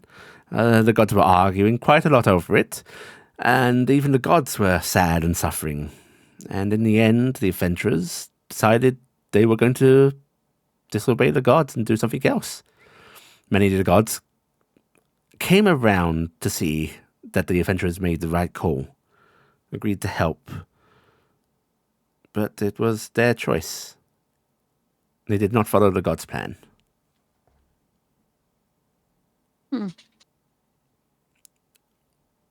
That That is good Sounds- to know. similar. Hmm. Current. Yeah, it seems like something we are considering anyway. If you ever want, Yeah. if you ever want to speak to one of those adventurers yourself, I'm sure you'll be able to find them. Are they Did he? undead too? No. It's just something we Wait, do not speak is of. It's that dingus person you told us about. Dingus was the companion to this adventurer. Okay, but who else can we talk to? Well, I don't know who else is around. I mean, there are, I hope, up in the heavens, still many. But it's not really an accessible thing. I know. Yeah, I tell you, we have to break into heaven and talk to Valda and all these other people. I tell you what, it's easier to break into hell. Lucifer was well acquainted with them. I'm pretty sure Michael would love to take us there. Does Maybe Michael work under Lucifer? Could we get Lucifer to get a few words in? think of Hell's leadership, much like a pirate crew, an unruly, cruel pirate crew, with some intelligent people at the top. They're always looking to I step see. up, but I obey because the others are more powerful. So Michael might take you to hell, might take you to Lucifer, or might betray you, or any number of things. Michael is not a, and he looks a little sad. Not a good being. Happier, but not good for everyone else. So they are one who had their past changed. In a way, yes. They Did you went know down a them very before? different path. Not well. Michael was a suffering figure, tragic figure. They were the family of one of the adventurers, and we over the years wondered if the choice to change things was correct. Michael especially was one of those points of debate. To have something so capable of cruelty and malice wandering around seemed like you'd say things had gone wrong, but they were undoubtedly happier with the thing that they were.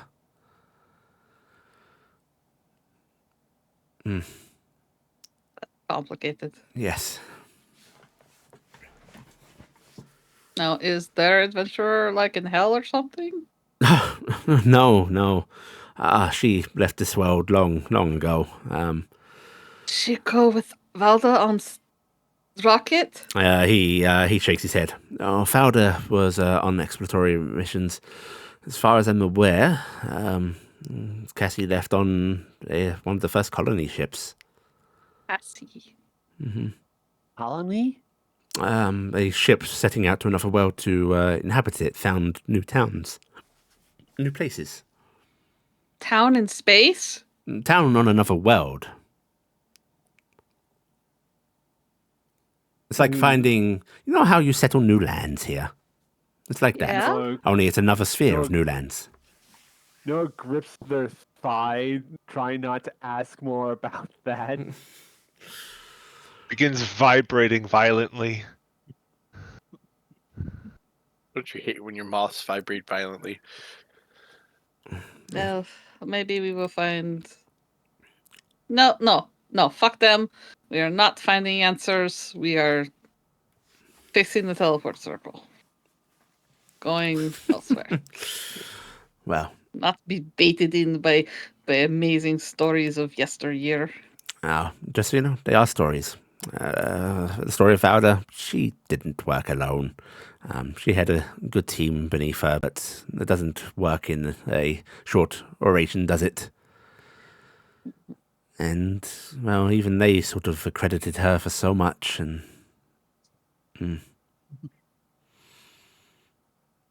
Also, that rocket actually blew up in atmosphere, but it got out there, so... Oh. What's Oh. atmosphere? Oh, God. Yeah, I'm just going to stop using terms. It's not a concept you need to worry about. It blew up in the up area. Yes, it went beyond the clouds and all that, and then... It was actually the third one that managed to actually breach orbit, but it doesn't... I bet Nami could fly up the clouds. Nami, do you think you could fly that high? Nami bobs his head. To the second one. The second one actually exploded on the launch pad. A little bit of a setback. Progress is not always directly forward. Why would they do that where they eat? No, not lunch pad. Launch pad. She's trying to figure out what's going on there. Okay, that makes more sense. Yeah. As in how you launch a sailing ship when it first sets out, you launch it. They make pads for that? Well, no, they send them. Those go out from a dry dock into the water, but that the launch pad is what we call the place where the rocket sat. You Because were it's not a- supposed to teach me. Stop teaching me about rocket. I Yes, wanted to know about the lunch pad. I thought the launch pad was an area where rockets sat, and they would go off from there. Because you had to Why keep wouldn't a they just wide... have a picnic blanket? Because that would burn. Why would they use Goes into fire? the- Fire is not the most powerful element. Water is. It's stupid using What? fire. None of them are the most powerful element. It's a story embellishment. How would water work for that? Would it like? But fix your story, because eventually fire run shouldn't out get of- top billing. What do you want me to talk about the coolant systems? There's not even water. It's a coolant system. No. No. Stop confusing this. Water is better than fire. End of story. Sure. If you want to do a little battle monster game, water is better than fire. Battle monster. Lightning. What's a Battle game? monsters is very popular game. Isn't that just like summoning monsters and having them fight? I feel like we are off track. Do we want to go check out the cool building within your guidance, Oh, or do yes, we want certainly. to go talk to? Do we want to do something other than this roundabout accidentally ask you questions about Let's- rockets? Let's go on a little trip. Come on. Take a little trip. Take a little trip. All right. You can all finish off breakfast and sort of leave with Should we see if any of the other risen of Lysel want to come along? They all seem to be scholars. Balfour actually shakes his head a little bit and goes, duty. No, none of you can come. I can come. All right, do come with us then, Balfour. Emberstone, right? Correct. Well, it's still good to have you with us. It is a pleasure to be here. You are a pact maker with the Shin that dwells in the river, yes? Yes.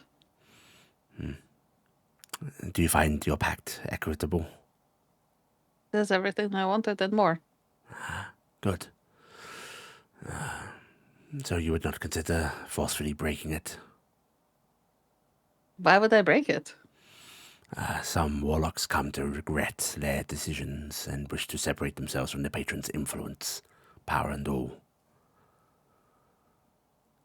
No, I'm very happy. It gives me purpose. Well, in that case, I will not make the offer of teaching you how to do so. But if you have a need... Thank you. But I am very happy. Thank you, though. I am glad to hear that. And he just nods a little bit.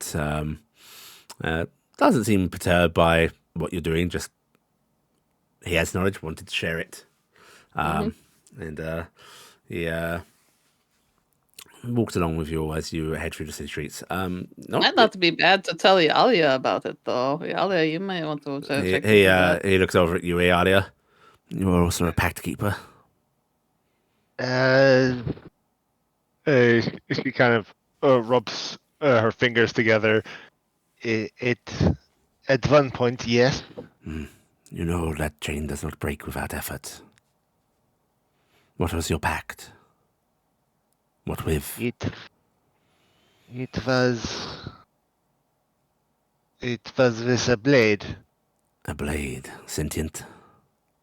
Yes. He sort of looks you over briefly and goes, "And where is it?" We completed our contract. It gave me the power I wanted, and I gave it transport to a dwarven old. Dangerous. Such things have a way of coming back to those that made pacts with them. Watch yourself, child. Is that offer still available to me, or do I need it with our pact? With my pact complete? The offer would not work for you, I'm afraid. To break a pact with a sentient weapon, you would need it to be in hand. Right.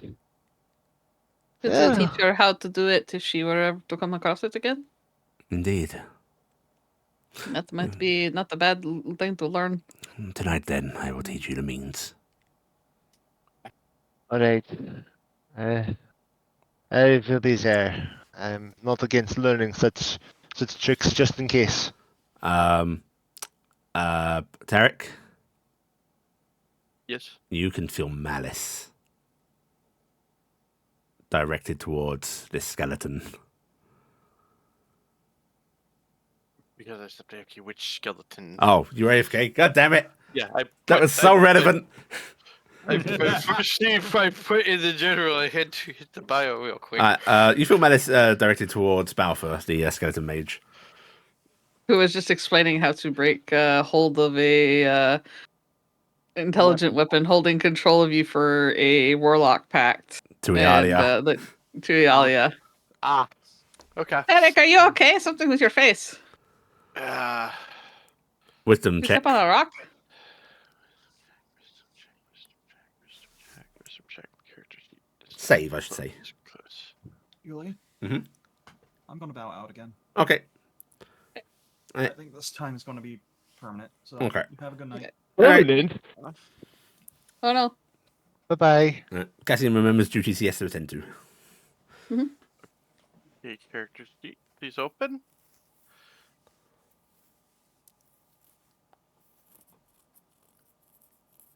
Pretty sure I have a +0 on that, so I'm just gonna roll a d20 because my Okay. character sheet's not opening.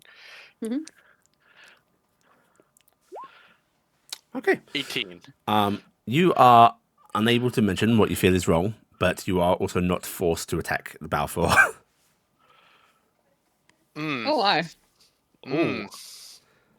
Yeah, this is getting bad. Yeah, you feel that urge to strike this man down, but you're able to force it, but at the same time you cannot bring yourself to say what is happening. Time for to make an excuse. You're still in the house, right? No, you guys are walking We're in the walking street now. outside. We're walking the street. Get a rock in your shoe? Looked out at the non-existent shoe. Does he wear shoes? She does not wear shoes. Excuse. Excuse you say? Yes, just an excuse. No. Just stepped on something in the road here.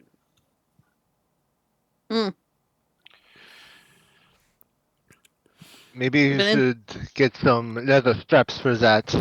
I don't see how. Your kind has stronger feet than most. That's why you don't use shoes, yeah? Correct. Yes, you still consider them. You never know, and there might be hazards, caltrops and the like. Yes, I may have to look into that. Angry brownies with a blade.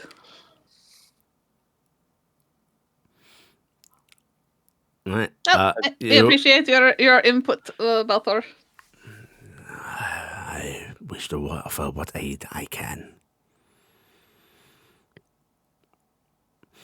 You all arrive at the temple. Still lots of people around here, even though people are starting to be able to move back to their homes. There are quite a few people whose homes were destroyed by trebuchet, fires, so forth.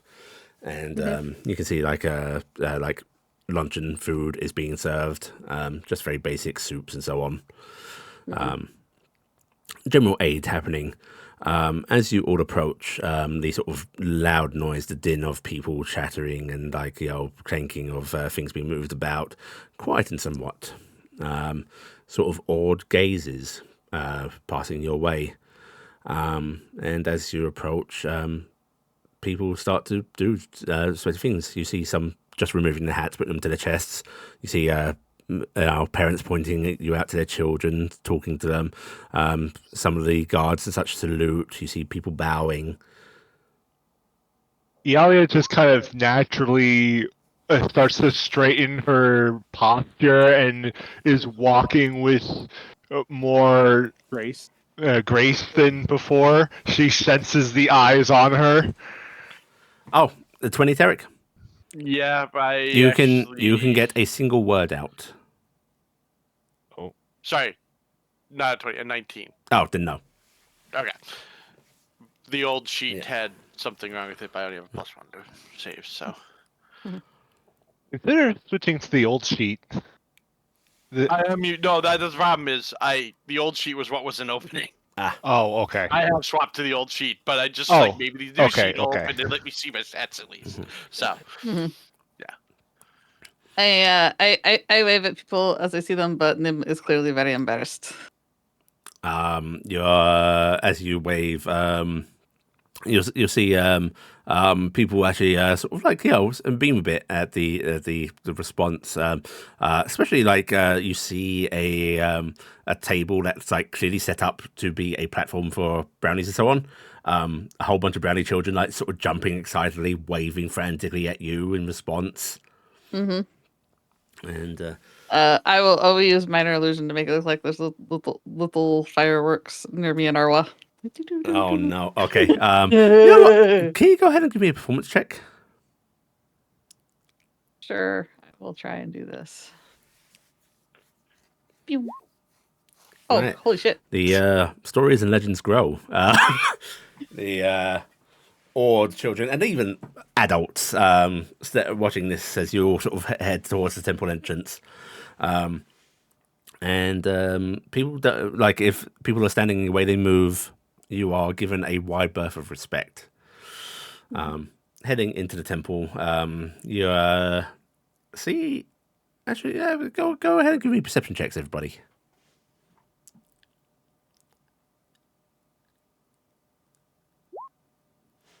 No.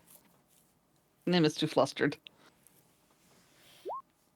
Trying to find the button. Oh, Noah. I see everything. Right. Noah knows all. Every time you've come in here, it has been a sort of chaos of pseudo dragons, right? No, but there aren't as many in here right now. Whether they're out and about, whether some have been lost, whatever. It's just a little less empty. And what they are fluttering about when you step on in, they start to like settle and land on things, and they just start watching you all. Noah,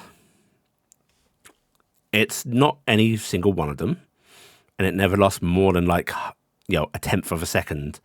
But every now and then, just like out of your periphery almost, you'll see a gleam of silver in a set of eyes of a pseudo dragon before it flicks to a different one way off in a different section, but always looking towards you all. Noah snaps their head at that, trying to get a look at it, but it doesn't. They can't seem to catch up with it. Nim's going to cup her hands and say, "Thank you, brave dragons, for help with defending town." Did anyone else see that? See what? You what? As Noah says that, the pseudo dragons sort of become unsettled, whether it's due to Nim's yell or something else.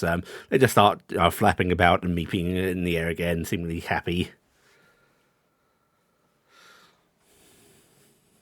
They're just being dragons.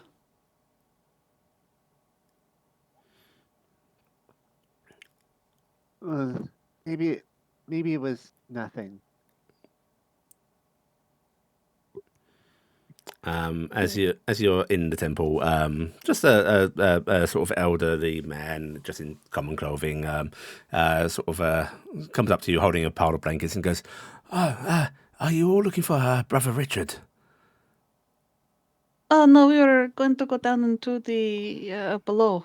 Oh, okay, good. I was going to say he's actually out helping around town right now, so... Are you helping out here? He holds up the pile of blankets, just making sure things get where they're supposed to be. Oh, thank you so much for your service. Thank you. And he sort of like bows his head a bit. No, that's fine. Is there anybody that needs any help that you know of? We have things under control. No need to spend your own important time. And he looks over at Cassian, and you just see him go, "Oh, not a mark on him." Wait, Cassian departed. Damn. Yeah, no, Yeah. you should just have Cassian be Yeah, there. Cassian's there. So we can hear it. But he sort of like. Are you talking about when he caught the two trebuchet hits? His eyes widen a little bit, and he goes, "He caught them? I thought he deflected them with magic. He actually caught them." With his chin. He stopped them from going to a building, as I recall. I could barely watch it from across the battlefield, though. He looks amazed and just like sort of bows deeply to Cassian, turns and bows to the rest of you, and goes, "Thank you again, heroes, for what you've done for us." It is a pleasure. And he nods and then sort of I'll leave you to it. The hold spell should be mostly empty now that it is safe. Yes, thank you. And he bows again and just sort of backs off while bowing. I could get used to this. I don't like it. It's no. much attention. It feels awful. I don't like it. And Wilhelm's like, No, "Oh, you'll learn to enjoy it." Noah's still looking around conspiratorially. Brain gets stung again. What does what? The pseudo dragon's doing something weird. Are you freaking out because you think pseudo dragons are trying to stab you again? No. That didn't sound like a believable no, Noah. It's only Nami that I have to worry about with that, I think. You gotta watch out. Nami's got an upgraded tail size. Normally he just brings his tail around and just starts to preen it, lick it, cleaning. Looking at Noah. I'll turn you into a toad. That's my beautiful pseudo dragon. No wonder he stabs you. He's He's never stabbed a single person. Normally he pops out his chest, innocent. Don't worry, Noah. I know the truth. You know the truth. You I'm not going to say anything, but I know it. Undercroft, and that open passageway has had like quite a heavy wooden door affixed to it.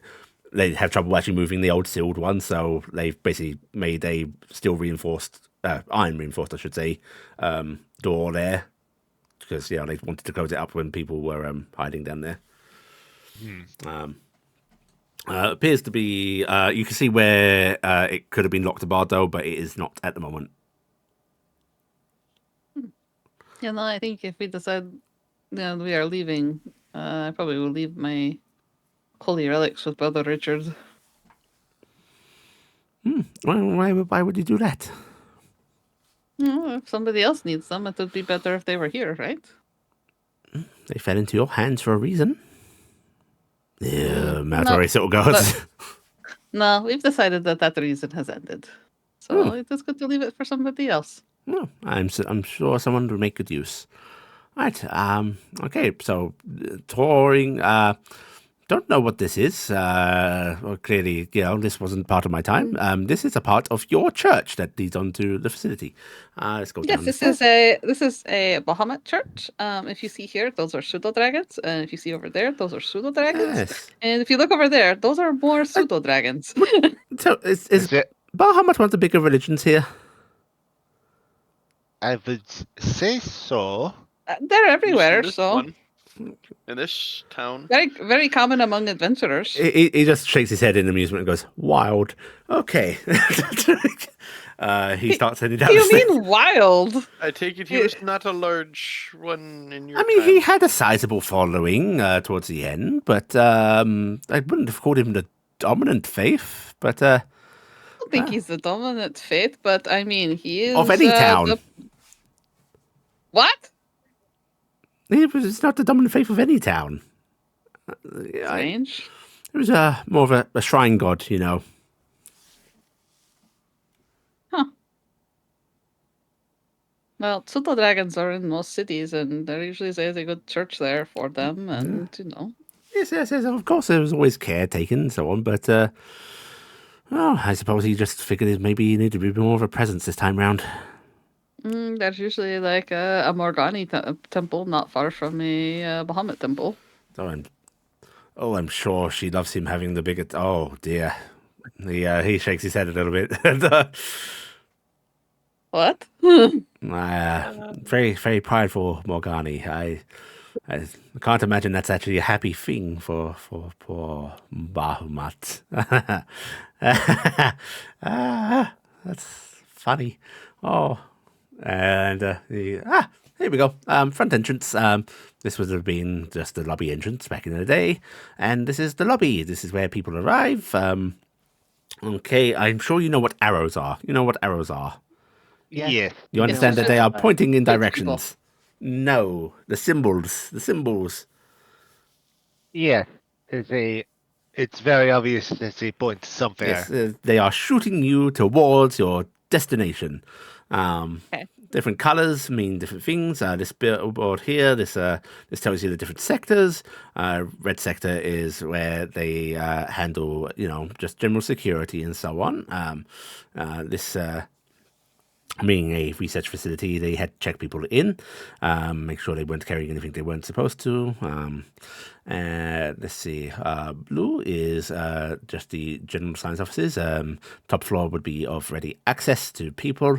High security clearances to go further down and so on. You've been through most of it, I think, up here, right? There was a door that I could not get by. Maybe you could help me figure out how to. Why don't open we it proper? head that way, and I'll point things out as we go. Okay. Yes. He will lead you to the facility and just generally talking about things like he'll talk about how these used to be active lighting strips. These symbols here are just denoting the different offices of people. This actually denotes this way to the medical wing, so he teaches you the medical symbols. And as we go, I'd like everybody to roll me an intelligence check. I would say I bet you Cassian is trying to Yes. describe everything and pay attention to it as much as possible He because I can know that he roll would. next time. Yeah. I didn't do that bad, actually. You know what? I Save. love myself forget enough. bonus I'm round. going I to also say spend we my are approaching end of session, so inspiration is getting spent. No, it I'm got going to worse. spend mine. okay, Mm, There. nice. Do you want to spend yours, Iala? Nah. Okay. Well, my 13 stands. What about you, Taryc?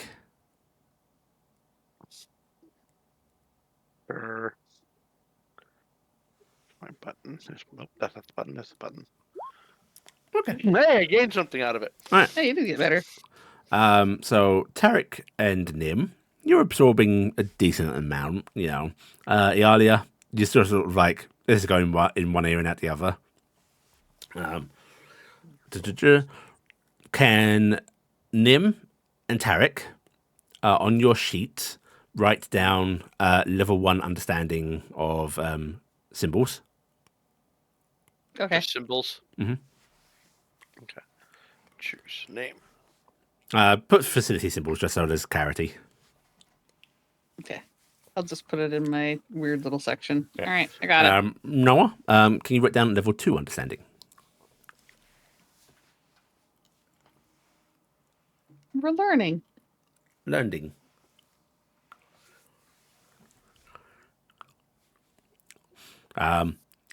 Yeah. Level Symbol- 2 understanding of facility symbols. Okay. Yalia was busy trying to find out if this trash can was actually a treasure chest. Uh-huh. Those metal trash cans, right? They would be inviting. Actually, do you want to check a trash can? There are trash cans. Hey, she's been down here looking before, so she's probably checked them already. Yeah. You found weird, like, oh god, I think Iala has a bit of tinfoil. It wasn't magical, so she just kind of tossed it. Yeah. Why is there a raccoon in this Pokeball. And Iala, you get no understanding of facility symbols. However, you will always remember the big three he taught you all because those are really Yeah. important. Radiation and the Uh-huh. other, yeah. He paid attention for that one. Yeah. Right. She's trying to get it, but it's kind of just washing over her. Yeah. And he finally, you all arrive at this sealed door, and he goes, unmarked. Couldn't get it. Did you try the pneumatic release? The what?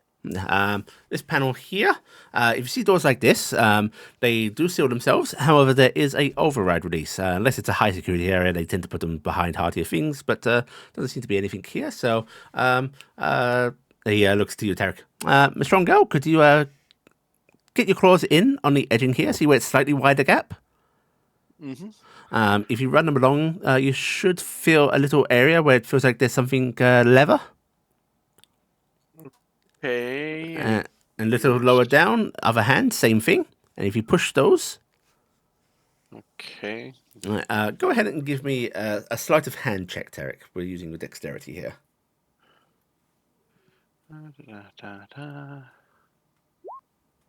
Perfect.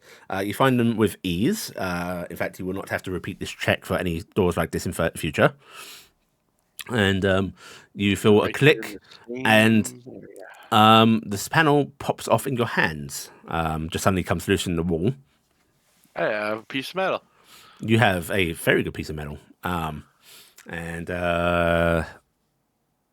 you, by the way, people have had trouble. Like, of course, some people come down here and try to remove things from the walls and such. This metal is really hard to damage. I know, I've tried. So getting a piece loose is pretty cool. And then behind it, you see mechanisms. Mechanisms, like, I think some of you might have seen, like, drawbridge levers and so on in your travels and so on. Looks vaguely like, you can tell it's a lever, but the stuff it's attached to is not really of your comprehension. With tubes, pistons. And he goes, right, oh, yes, okay, so here, see this? If you lower this down, this would be a pneumatic release for the door, and here you actually have an emergency power charge. Might be able to get the console on to override it. I don't know if the circuits still work. Best we just stick with the manual, yes. Right, need you to pump this lever. Gears are suddenly gonna pop up, and she's going to urge Nami, and she's going to start guarding up the hallway a bit. All right, Nami will sort of look at you, and then actually does go a bit serious. Starts guarding with you, and Wilhelm goes, "Okay, so all right, Strong Girl, let's you grab this, pull down, Okay. and you Cool, give me a strength check. Actually, athletics. If athletics adds anything to that." That will add an additional 3. Right, So so 30, lovely. 21. You can feel like this is tough. Even though this metal work down here is space age and super sci-fi and resistant to olive rusting and so on, just general dust and detritus build up makes these gears very hard to move. But you push it down, you hear a fake grinding, and the door just starts to open a few inches. And it's like, well, you left it back up, it won't close it, but you just keep pumping down. Okay. Sure. Right. We'll keep- And you keep doing that, and slowly the doors creak open. Nim is moving up the corridor a little ways and kind of setting up in stealth. Yeah, do you want to give me a perception check, Nim? Yeah. Okay. Oh, I wish I had my reroll. Hold on. Haha. All right. Yes. Can I have Nami roll? Yes, Nami can roll. Okay.